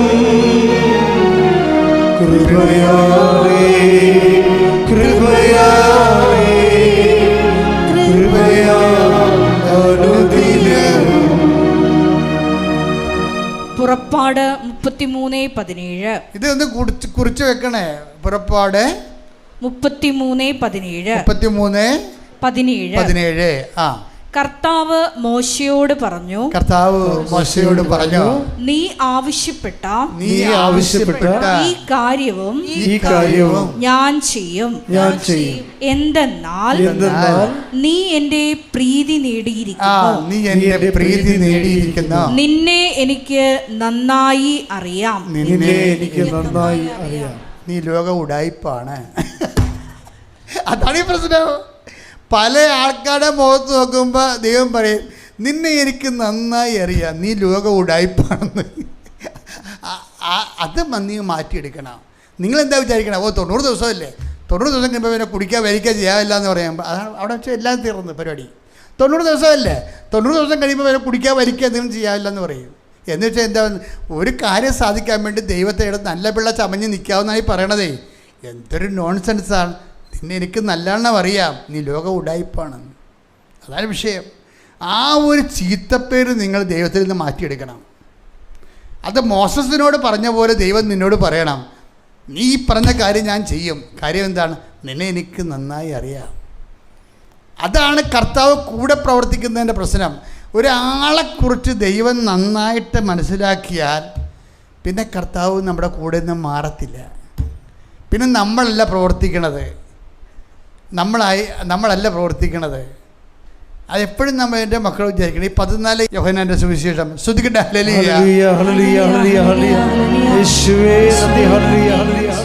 യോഹന്നാൻ 14:10. യോഹന്നാൻ 14:10. ഞാൻ പിതാവിലും പിതാവ് എന്നിലും ആണെന്ന് നീ വിശ്വസിക്കുന്നില്ലേ? ഞാൻ നിങ്ങളോട് പറയുന്ന വാക്കുകൾ സ്വമേധയാ പറയുന്നതല്ല. പ്രത്യുത എന്നിൽ വസിക്കുന്ന പിതാവ് തന്റെ പ്രവൃത്തികൾ ചെയ്യുകയാണ്. ഇതാണ് ഒരു വിഷയം. ഇതാണ് വളരെ ശ്രദ്ധയോടെ കൈകാര്യം ചെയ്യേണ്ടത്. ആ വചനം ഒന്നിട്ട് പറഞ്ഞേ. യോഹന്നാൻ 14:10. ഞാൻ പിതാവിലും പിതാവ് എന്നിലും ആണെന്ന് നീ വിശ്വസിക്കുന്നില്ലേ? ഞാൻ നിങ്ങളോട് പറയുന്ന വാക്കുകൾ സ്വമേധയാ പറയുന്നതല്ല. പ്രത്യുത എന്നിൽ വസിക്കുന്ന പിതാവ് തന്റെ പ്രവൃത്തികൾ ചെയ്യുകയാണ്. മക്കളെ, ഇതാണ് ഈ നോട്ട് ബൈ മെറിറ്റിൻ്റെ മെക്കാനിസം എന്ന് പറയണത്. Not by merit but by grace എന്നില്ല. അതിൻ്റെ മെക്കാനിസം എന്താ? യന്ത്രപരത എന്ന് പറയുന്നത് എന്താണ്? ശരിക്കും പറഞ്ഞാൽ അത് പിതാവ് എന്നിൽ വസിച്ചുകൊണ്ട് അവൻ്റെ പ്രവൃത്തികൾ ചെയ്യുകയാണ്. നമ്മൾ ക്രിസ്തുവുമായി ഉടമ്പടിയിലാകുമ്പോഴേ ക്രിസ്തുവിൻ്റെ സ്നേഹത്താൽ പ്രേരിതരായി നമ്മൾ പ്രേക്ഷിത വേല ചെയ്യുമ്പോഴേ ആ പ്രേക്ഷിത വേലയിൽ സംപ്രീതനായി ദൈവം നമ്മളെ ഓൺ ചെയ്ത് നമ്മളിൽ വസിക്കുമ്പോൾ നമ്മളിലൂടെ ദൈവമാണ് പ്രവർത്തിക്കണത്. നമ്മളിലൂടെ ദൈവമാണ് പ്രവർത്തിക്കുന്നത്. നമുക്ക് മെറിറ്റ് വേണമെന്നില്ല. നോട്ട് ബൈ മെറിറ്റ് എന്ന് പറയുന്നത് എന്താണ്? മെറിറ്റ് എന്ന് പറയുന്നത് നമ്മളാണ് പ്രവർത്തിക്കുന്നത്. Not by merit but by grace. നിൻ്റെ കഴിവല്ല, എൻ്റെ കൃപയെന്ന് പറയുമ്പോൾ ആരാ പ്രവർത്തിക്കണത്? പിതാവ് എന്നിൽ വസിച്ചുകൊണ്ട് അവൻ്റെ പ്രവർത്തികൾ ചെയ്യണം. അപ്പം നമ്മളുടെ മുമ്പിലുള്ള ഓപ്ഷൻ എന്താ? ദൈവം നമ്മളിൽ വസിക്കാൻ വേണ്ടിയാണ് നമ്മൾ ദൈവസ്നേഹത്തോടെ പ്രേക്ഷിത വേല ചെയ്യണത്. ഇപ്പം കഴിഞ്ഞ ദിവസങ്ങളിൽ നമ്മൾ ഒരു TP ജോസഫിനെ കുറിച്ച് പറഞ്ഞില്ലേ? അദ്ദേഹത്തിൻ്റെ ഒരു അളിയനെക്കുറിച്ച് കഴിഞ്ഞ ദിവസം കഴിഞ്ഞ പ്രാർത്ഥന. അപ്പോൾ എന്നെ അത്ഭുതപ്പെടുത്തിയത്, ആ അളിയനെ കൊണ്ടുപോയി ആശുപത്രി ഇട്ടിട്ട് ആ മനുഷ്യൻ 6 ഭാഷയുടെ പത്രം, കൃപാസനം പത്രം, 6 ഭാഷയുടെ പത്രം എടുത്തിട്ട് ആ ബാംഗ്ലൂർ സ്ട്രീറ്റിലൂടെ വെയിലും കൊണ്ട് നടക്കുകയാണ്. ആ വെയിലും കൊണ്ട് നടന്ന് കർത്താവിൻ്റെ മുമ്പിൽ പ്രവർത്തിച്ച് നല്ല ആസ്തിയായി, നല്ല തീഷ്ണതയായി. അവർക്കത് ഓരോ പ്രവർത്തനം കഴിയുമ്പോൾ അവരുടെ അഭിഷേകം കൂടും. അപ്പം നിങ്ങളുടേത് വയ്യോ വല്ലവരും കാണുമോ? അവരെന്ത് വിചാരിക്കും? നമുക്ക് വട്ടാണെന്ന് കരുതുമോ? ഈ കാലത്ത് ഇങ്ങനെയൊക്കെ ലോജിക്കില്ലാത്ത കാര്യം വല്ലതും ചെയ്യുമോ എന്നൊക്കെ ഇങ്ങനെ. എന്നാ ലോജിക്ക് മക്കളെ? ദൈവം നമ്മുടെ പക്ഷത്താക്കാനുള്ള ലോജിക്കാണ് എല്ലാത്തിൻ്റെയും ലോജിക്ക് എന്താ? മനുഷ്യനെ പക്ഷത്താക്കാനാണ് നിങ്ങൾ നോക്കണത്. ഓരോരുത്തർക്കും ഇഷ്ടപ്പെട്ട ജോലികളും ഇഷ്ടപ്പെട്ട രീതിയിൽ നമ്മൾ വേഷം കെട്ടുകയാണ്. നമ്മുടെ നാട്ടുകാർക്കും കൂട്ടുകാർക്കൊക്കെ ഇഷ്ടപ്പെട്ട രീതി. ഇപ്പം നിങ്ങൾ നമ്മുടെ 5 മണിക്കുള്ള നമ്മുടെ ഡെയിലി ബ്രെഡ് ചിലർ ഷെയർ ചെയ്യുമ്പോൾ ചില ഗ്രൂപ്പ് ഷെയർ ചെയ്യുമ്പോൾ നിങ്ങൾക്ക് ഇൻറ്റിമേഷൻ വരും, ഈ ഗ്രൂപ്പ് ഇങ്ങനെയുള്ള ആൾക്കാരുടേതാണ്, നിങ്ങളുടെ ഇതുപോലുള്ള ആത്മീയ കണ്ടൻറ്റുകളൊന്നും ഞങ്ങൾക്ക് അയച്ചു തരരുത്. അപ്പോൾ നോക്കി, അപ്പം നമ്മൾ പിന്നെ എന്ത് അയക്കത്തില്ല. അതാ വിഷയം എന്ന് പറഞ്ഞത്. നിങ്ങൾ കെട്ടുന്ന വേഷം ആരുടെ വേഷമാണ്? നിങ്ങളുടെ ആരോ ദൈവമായിട്ട് ഒരു ബന്ധവുമില്ലാത്ത പിശാചിൻ്റെ പക്ഷം ചേർന്ന് പ്രവർത്തിക്കുന്ന അരാജകവാദികളുമായിട്ട് അവർ പറയുന്ന അവരുടെ താല്പര്യം അനുസരിച്ച് നിങ്ങൾ വേഷം കെട്ടുകയാണ്. ഇങ്ങനെ മറ്റുള്ളവരുടെ മുമ്പിൽ നല്ല പിള്ള ചമയാൻ വേണ്ടി വേഷം കെട്ടുന്ന ആൾക്കാരെ why should God help you? അതിന് നിങ്ങൾ മറുപടി പറയണം. നിങ്ങൾ എന്താ ചെയ്യേണ്ടത്? ദൈവത്തെ പക്ഷത്താക്കാൻ നോക്കണം. അതിനെന്താ ചെയ്യേണ്ടത്? ദൈവത്തിൻ്റെ വാക്കുകൾ അനുസരിച്ച് കൊണ്ട് ജീവിതം പുനഃക്രമീകരിക്കണം. മറ്റുള്ളവരെന്ത് പറയുമെന്നല്ല, ദൈവം എന്ത് പറയുമെന്നാണ്. അതുകൊണ്ടാണ് മോസസിനോട് പറയണത്. മോസസ് ജനങ്ങളെ ഒരിക്കലും നോക്കിയിട്ടില്ല. ജനങ്ങൾ എന്ത് പറയുമെന്ന് മോസസ് നോക്കിയിട്ടില്ല. മോസസിനെ സംബന്ധിച്ചിടത്തോളം ദൈവം എന്ത് പറയുന്നു അതാണ് മോസസിനോട് പറയണത്. എനിക്ക് നിന്നെ നന്നായി അറിയാം എന്ന് പറഞ്ഞാൽ എന്താണ്? അതുകൊണ്ട് നീ പറഞ്ഞ കാര്യങ്ങളും ഈ കാര്യവും നിനക്ക് ചെയ്തു തരും. അപ്പം നീ നാട്ടുകാരൻ മുഴുവൻ പറഞ്ഞ കേട്ടിട്ട് അതുപോലെ ദൈവം പറഞ്ഞ കേൾക്കണമല്ല. അതായത് ദൈവത്തിൻ്റെ വചനങ്ങളിലൂടെ മുന്നോട്ട് പോകുമ്പോൾ ചില സമയത്ത് ഒറ്റപ്പെടും, ചില സമയത്ത് നമ്മുടെ ആക്ഷേപം. നിങ്ങൾക്ക് തോന്നുന്നുണ്ടോ ഞാൻ ഈ ആദ്യം ഞാനൊരു ഇടവക വൈദികനാണ്, ഉടുപ്പ് മാറിയപ്പോൾ തന്നെ കുറേ കൂടെ ഉള്ളവർ തന്നെ നമ്മളെ ഇങ്ങനെ സെക്റ്റലൂഡ് ചെയ്ത്, അതെനിക്കറിയാമായിരുന്നു. ഇന്നല്ലെങ്കിൽ നാളെ നമ്മൾ ഏതെങ്കിലും സമയത്ത് ഇതുപോലെയുള്ള ആൾക്കാർ നമ്മൾ ഒറ്റപ്പെടുത്തുമെന്ന് അറിയാമായിരുന്നു. ഇത് ഞാൻ പതറിയില്ലല്ലോ. എനിക്ക് കർത്താവ് തന്നെ വെളിച്ചം, പ്രേക്ഷിത വെളിച്ചമാണ്. അത് കർത്താവിനെ അറിയിക്കാനുള്ള വെളിച്ചമാണ്, അറിഞ്ഞവരെ ആഴപ്പെടുത്താനുള്ള വെളിച്ചമാണ്. അത് ഞാൻ കടലിൽ വരെ പോയി ഒരു വള്ളത്തിൽ നിന്ന് വേറെ വള്ളത്തിൽ ഏണിയിട്ട് കയറിയിട്ട് ആ വള്ളത്തിൽ കയറി കുമ്പസാരിപ്പിച്ചിട്ടുണ്ട് ആൾക്കാരാണ്.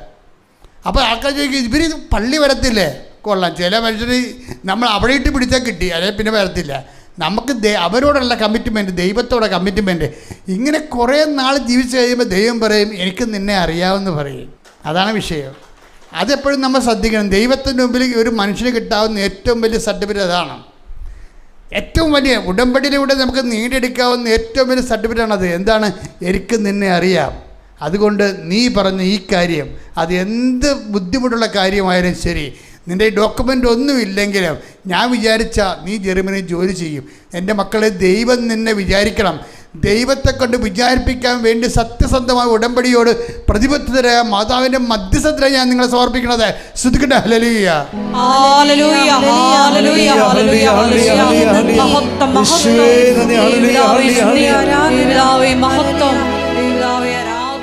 പരിശുദ്ധ പരമാദിവ്യ കാരുണ്യത്തിന് നേരവും ആരാധനയും സ്തുതിയും പുകഴ്ചയും ഉണ്ടായിരിക്കട്ടെ. പരിശുദ്ധ പരമ ദിവ്യ കാരുണ്യത്തിന് നേരവും ആരാധനയും സ്തുതിയും പുകഴ്ചയും ഉണ്ടായിരിക്കട്ടെ. പരിശുദ്ധ പരമ ദിവ്യ കാരുണ്യത്തിന് നേരവും ആരാധനയും സ്തുതിയും പുകഴ്ചയും ഉണ്ടായിരിക്കട്ടെ.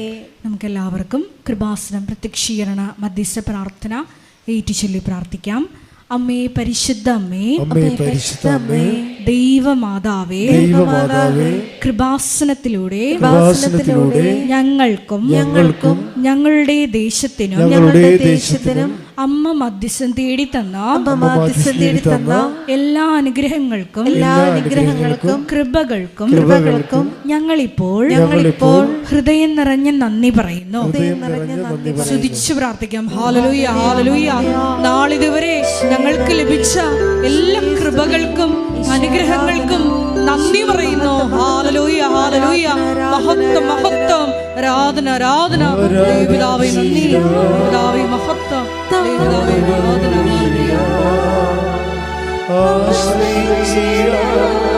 ദിവ്യകാരുണ്യത്തെ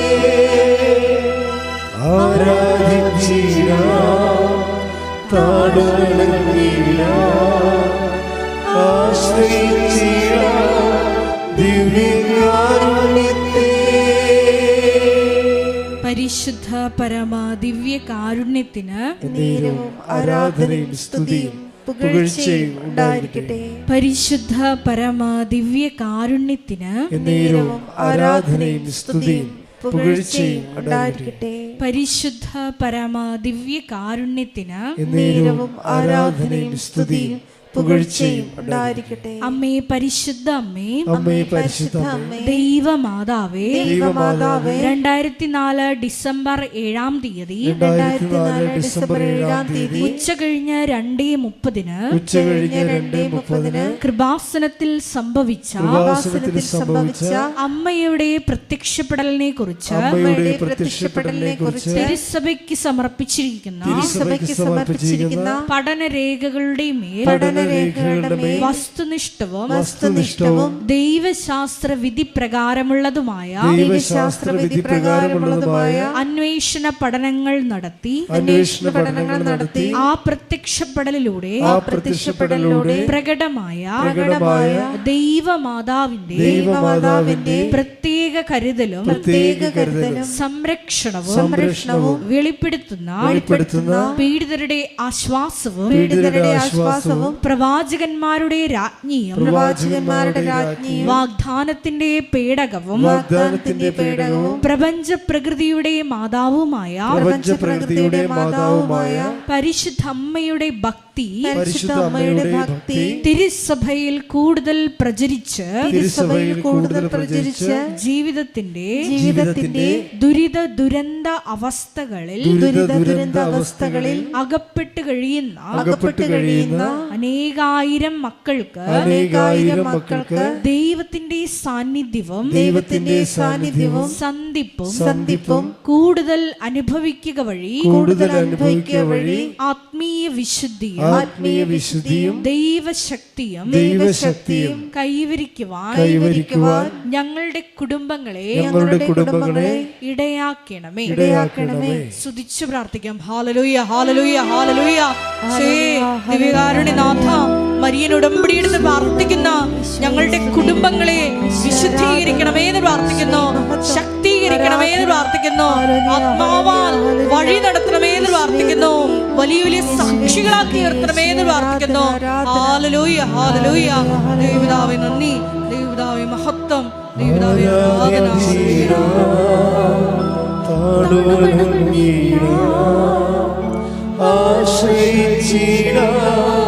ദിവ്യകാരുണ്യത്തെ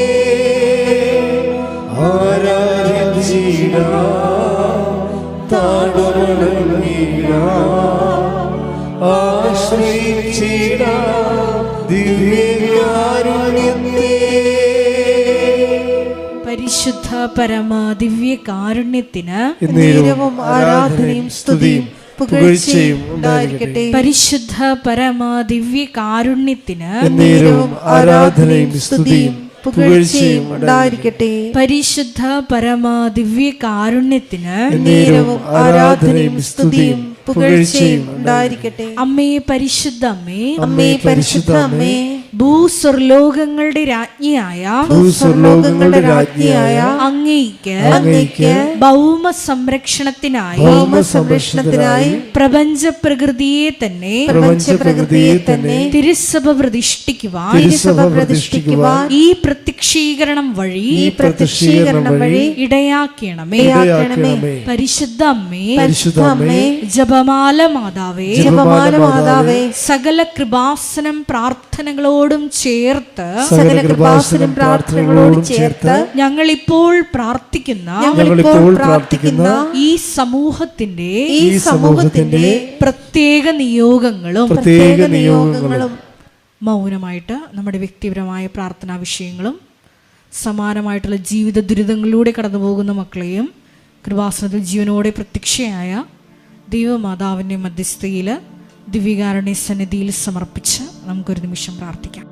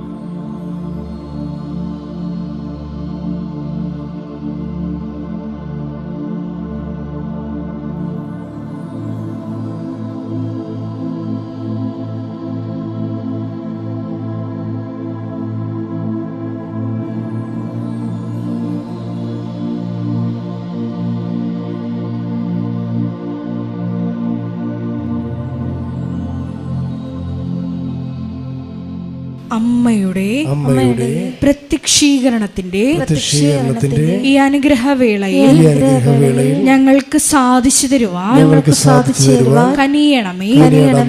ആമേൻ. സ്തുതിച്ചു പ്രാർത്ഥിക്കാം. ഹല്ലേലൂയ, ഹല്ലേലൂയ, ഹല്ലേലൂയ. ഒരിക്കൽ കൂടി നാളിതുവരെ കൃപാസനത്തിൽ വന്ന് മരിയൻ ഉടമ്പടിയെടുത്ത് പ്രാർത്ഥിച്ചു പോയിട്ടുള്ള മുഴുവൻ മക്കളെയും, ഓൺലൈനായി ഉടമ്പടിയെടുത്ത് പ്രാർത്ഥിക്കുന്ന മക്കളെയും, ലൈറ്റ് ക്യാൻഡിൽ പ്രയർ വഴിയായിട്ടും അവർ ഡെയിലി ബ്രെഡ് പ്രാർത്ഥനയിലൂടെയും എല്ലാം തങ്ങളുടെ നിയോഗങ്ങൾ സമർപ്പിക്കുന്ന ഓരോ മക്കളുടെയും വ്യക്തിപരമായ ആവശ്യങ്ങളെ ഞങ്ങൾ ഈ അൾത്താരയിൽ സമർപ്പിച്ച് പ്രാർത്ഥിക്കുന്നു. ഏറെ പ്രത്യേകമായിട്ട് ജീവിത ദുരിതങ്ങളിലൂടെ കടന്നു പോകുന്ന മക്കളുടെ പ്രത്യേകമായ നിയോഗങ്ങളെ ഈ അൾത്താരയിൽ സമർപ്പിച്ച് പ്രാർത്ഥിക്കുന്നു. ഗുരുതരമായിട്ടുള്ള രോഗാവസ്ഥകളിലൂടെ കടന്നു പോകുന്ന മക്കളെ ഈ അൾത്താരയിൽ സമർപ്പിച്ച് പ്രാർത്ഥിക്കുന്നു.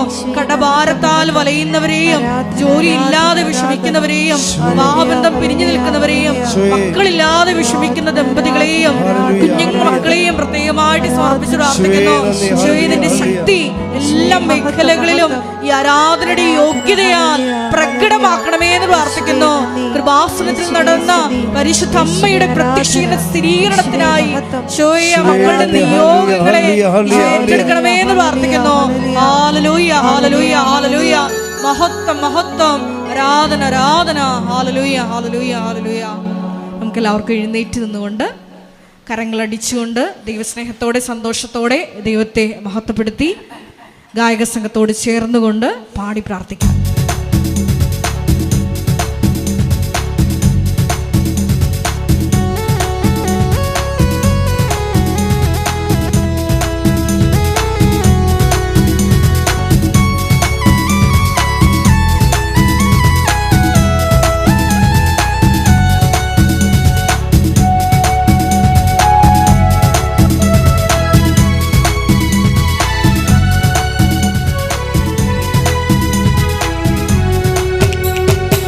ഇത്രത്തോളം ജയം തന്ന ദൈവത്തിനു സ്തോത്രം, ഇതുവരെ കരുതി രക്ഷകനു സ്തോത്രം.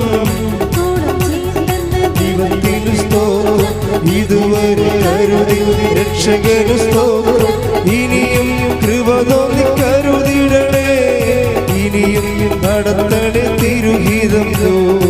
ഇനിയും കൃപ തോന്നി കരുതിടണേ, ഇനിയും നടത്തണേ തിരുഹിതം. ഇത്രത്തോളം ജയം കരുതി രക്ഷകന് സ്തോത്രം. ഇനിയും കൃപ തോന്നി കരുതിടണേ, ഇനിയും നടത്തണേ തിരുഹിതം. ഇനിയും കൃപ തോന്നി കരുതിടണേ, ഇനിയും നടത്തണേ തിരുഹിതം. സ്തുതിച്ച് പ്രാർത്ഥിക്കാം. ഹല്ലേലൂയ ഹല്ലേലൂയ ഹല്ലേലൂയ ഹല്ലേലൂയ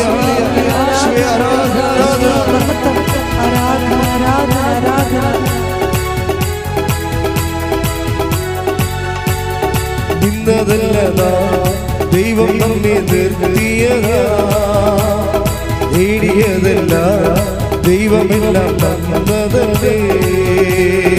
ഇന്നതല്ലതാ ദൈവം നമ്മെ നിർത്തിയതാ, നേടിയതല്ല ദൈവമെല്ലാം തന്നതല്ലേ. ഉച്ചത്തിൽ ചെയ്ത് പാടാം. ഇന്നതല്ലതാ ദൈവം നമ്മെ നേടിയതല്ല ദൈവമെല്ലാം തന്നതല്ലേ. നടത്തിയ വിധങ്ങളെ ഓർത്തിടുമ്പോൾ നന്ദിയോടെ നാദം സ്തുതി പാടിടാം. നടത്തിയ വിധങ്ങളെ ഓർത്തിടുമ്പോൾ നന്ദിയോടെ നാദം സ്തുതി. കൈകൾ ഉയർത്തി. ഇത്രത്തോളം ജയം തന്ന ദൈവത്തിന് സ്തോത്രം, ഇതുവരെ കരുതി രക്ഷകന് സ്തോത്രം. ഇത്രത്തോളം ജയം തന്ന ദൈവത്തിന് ഇതുവരെ കരുതിയ രക്ഷകന് സ്തോത്രം. ഇനിയും കൃപ തോന്നി കരുതിടണേ, ഇനിയും നടത്തണേ തിരുഹിതം. ഇനിയും കൃപ തോന്നി കരുതിടണേ, ഇനിയും നടത്തണേ തിരുഹിതം.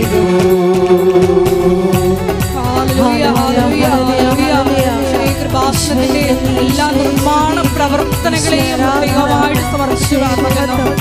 സമയബന്ധിതമായി എല്ലാം പൂർത്തീകരിക്കുവാനുള്ള വലിയ കൃപയ്ക്ക് വേണ്ടി പ്രാർത്ഥിക്കുന്നു. കൃപാസനത്തിന്റെ സാമൂഹിക സാംസ്കാരിക ആത്മീയ പ്രത്യേകമായിട്ട് സമർപ്പിച്ചു പ്രാർത്ഥിക്കുന്നു. എല്ലാ മേഖലകളിലും പരിശുദ്ധ അമ്മയുടെ ഇടപെടൽ ഉണ്ടാകുവാനുള്ള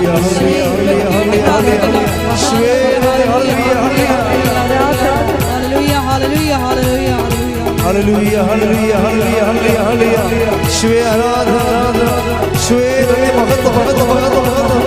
ഹല്ലേലൂയ ഹല്ലേലൂയ ഹല്ലേലൂയ ഹല്ലേലൂയ യേശുവേ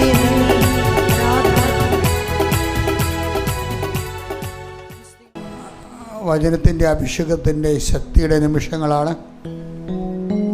അച്ഛൻ കൈയെടുത്ത് കർത്താവിൻ്റെ നാമത്തിൽ മഹതാവിൻ്റെ മധ്യസ്ഥതയിലെ പ്രാർത്ഥിച്ചുകൊണ്ടിരിക്കുമ്പോൾ എൻ്റെ മക്കളെ കൈകളെ രോഗമുള്ളിടത്തേക്ക് കൈകളെ മാറ്റി മാറ്റി വെക്കേണ്ടതാണ്.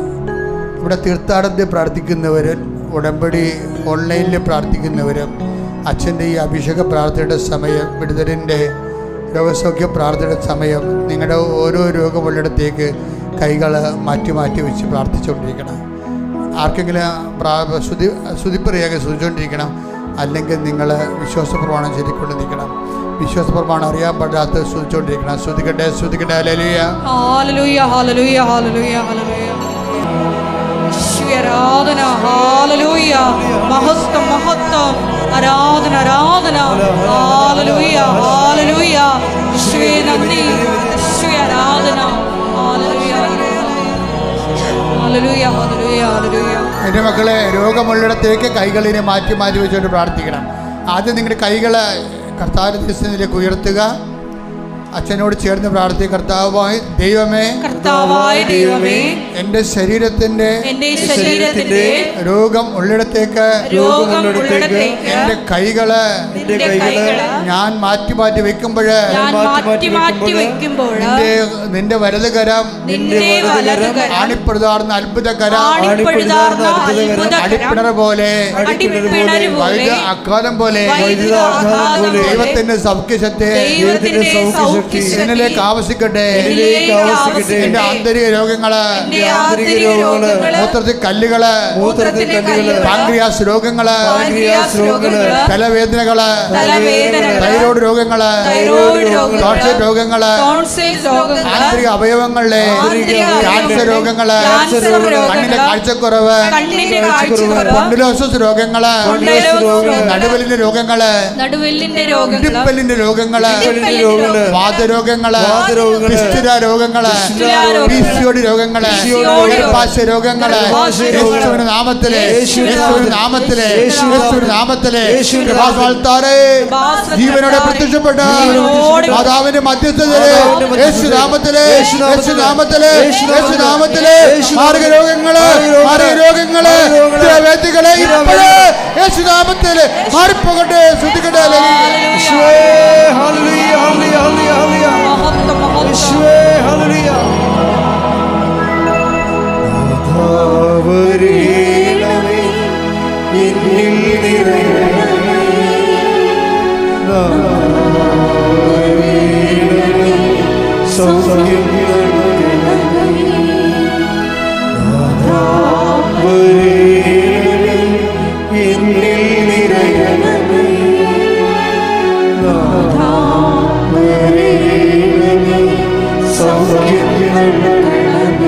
എൻ്റെ പ്രിയപ്പെട്ടവരെ, ജനങ്ങള് അച്ഛനോട് ചേർന്ന് അതിശക്തമായി ശ്രദ്ധിക്കുമ്പോൾ രോഗികള് അവരവരുടെ രോഗാവസ്ഥകളിലുള്ള സ്ഥലങ്ങളിലേക്ക് കർത്താവിൻ്റെ നാമത്തിൽ ഉടമ്പടിയുടെ അധികാരത്തിൽ മാതാവിൻ്റെ മധ്യസ്ഥതയിൽ കൈകൾ മാറ്റിക്കൊണ്ടേ ഇരിക്കട്ടെ, ശ്രദ്ധിച്ചുകൊണ്ടേ ഇരിക്കട്ടെ.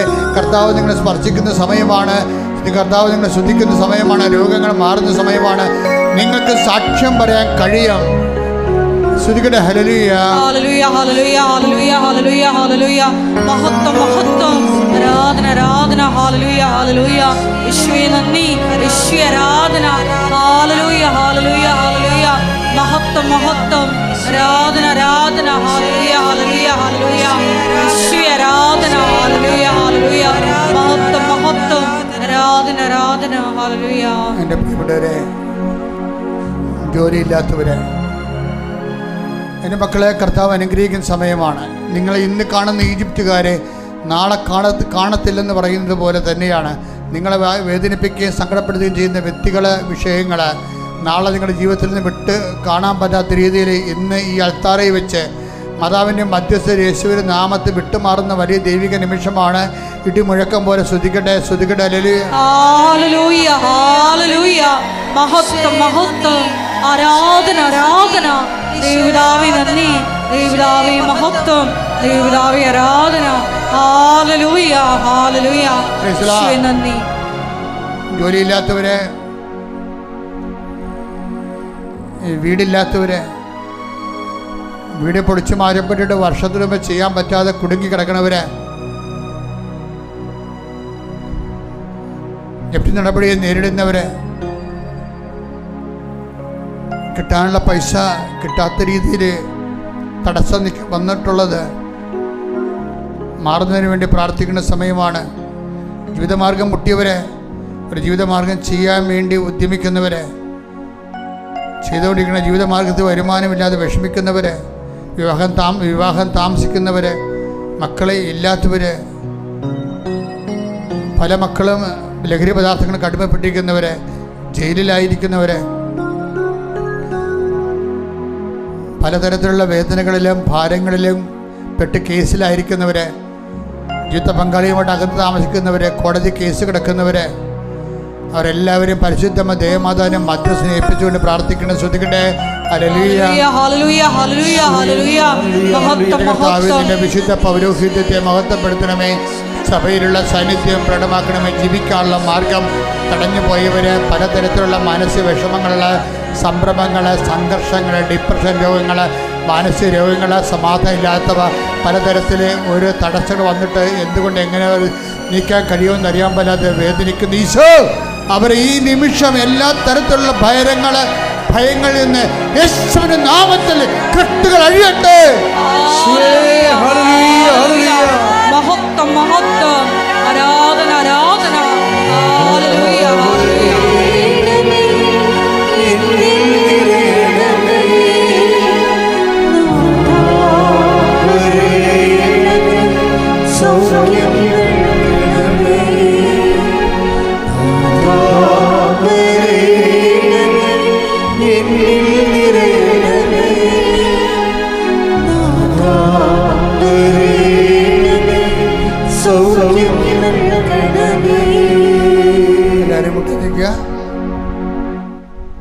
മൗനമായി പ്രാർത്ഥിക്കേണ്ട സമയമാണ്. നിങ്ങളുടെ ഏതെങ്കിലും വിഷയം അച്ഛൻ വിട്ടുപോയിട്ടുണ്ടെങ്കിൽ അത് ഇപ്പോഴേ കർത്താവിൻ്റെ തിരുസന്നിധിയും മാതാവിൻ്റെ മധ്യസ്ഥതയിൽ സമർപ്പിക്കേണ്ട സമയമാണ്. അതിന് തീരുമാനം ഉണ്ടായി സാക്ഷ്യം പറയാൻ നിങ്ങൾക്ക് കഴിയാം. അച്ഛൻ അതിനുവേണ്ടി 41 ദിവസം ഈശോയുടെ മുമ്പ് നിശ്ചയിച്ചിട്ടുണ്ട്. നിങ്ങൾ നിയോഗം വെച്ചാൽ മതി.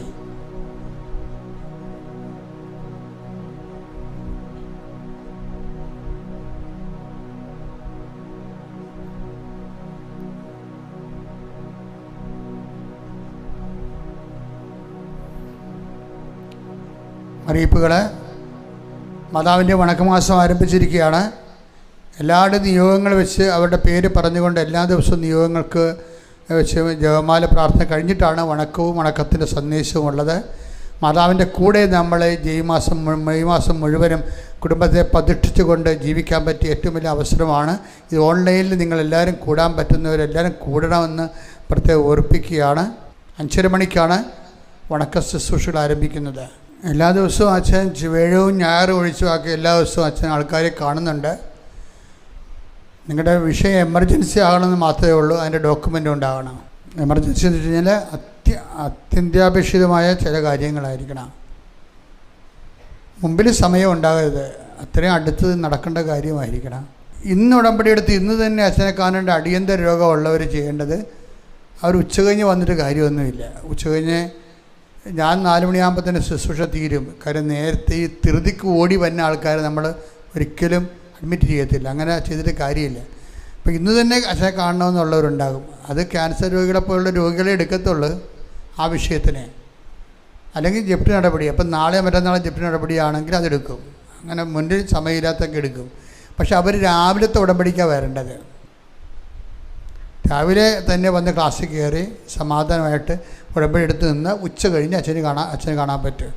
ഉച്ച കഴിഞ്ഞ് വന്നിട്ട് അച്ഛനെ കാണാൻ പറ്റത്തില്ല. അപ്പോൾ ഒന്ന് ശ്രദ്ധിച്ചാൽ മതി. പ്രിയമുള്ള 2 അറിയിപ്പുകൾ കൂടിയുണ്ട്. എഡിറ്ററിന് ആവശ്യമുണ്ടെന്ന് പറഞ്ഞിരുന്നു കഴിഞ്ഞ ആഴ്ചയിൽ. ജോൾമോ സിസ്റ്ററും സന്നി ബ്രദറും മാനേജറും നിങ്ങൾക്ക് എഡിറ്റർമാർ ആയിട്ടിവിടെ വർക്ക് ചെയ്യാൻ ഉദ്ദേശിക്കുന്നുണ്ടെങ്കിൽ നിങ്ങൾ അവരുമായിട്ട് കണ്ടാൽ മതി. കൃപാസനത്തിൻ്റെ നിങ്ങൾക്ക് നൽകിയിരിക്കുന്ന നമ്പറുകൾ ഉപയോഗിച്ചാൽ മതി അവരെ കോൺടാക്ട് ചെയ്യാൻ വേണ്ടി. സിസ്റ്റേഴ്സിന് ആവശ്യമുണ്ട്. കൃപാസനത്തിലെ 2 സിസ്റ്റർമാരെ ആവശ്യമുണ്ട്. പ്രേക്ഷിത ജോലി ഇവിടെ നിന്ന് താമസിച്ച് ജോലി ചെയ്യാൻ വേണ്ടി. സിസ്റ്റർമാർ പ്രാർത്ഥനയ്ക്ക് വേണ്ടി 1 കൊല്ലം മാറ്റി വച്ചിരിക്കുന്നവർക്ക് കൃപാസനത്തിൽ താമസിച്ചുകൊണ്ട് പ്രാർത്ഥിക്കുകയും ചെയ്യാം. അതേസമയം തന്നെ ശുശ്രൂഷ ചെയ്യുകയും ചെയ്യാം. സമാപന ആശീർവാദം. ശിരസ് നമിച്ച് നമുക്ക് ദിവ്യകാരുണ്യനാഥന്റെ ആശീർവാദം സ്വീകരിക്കാം.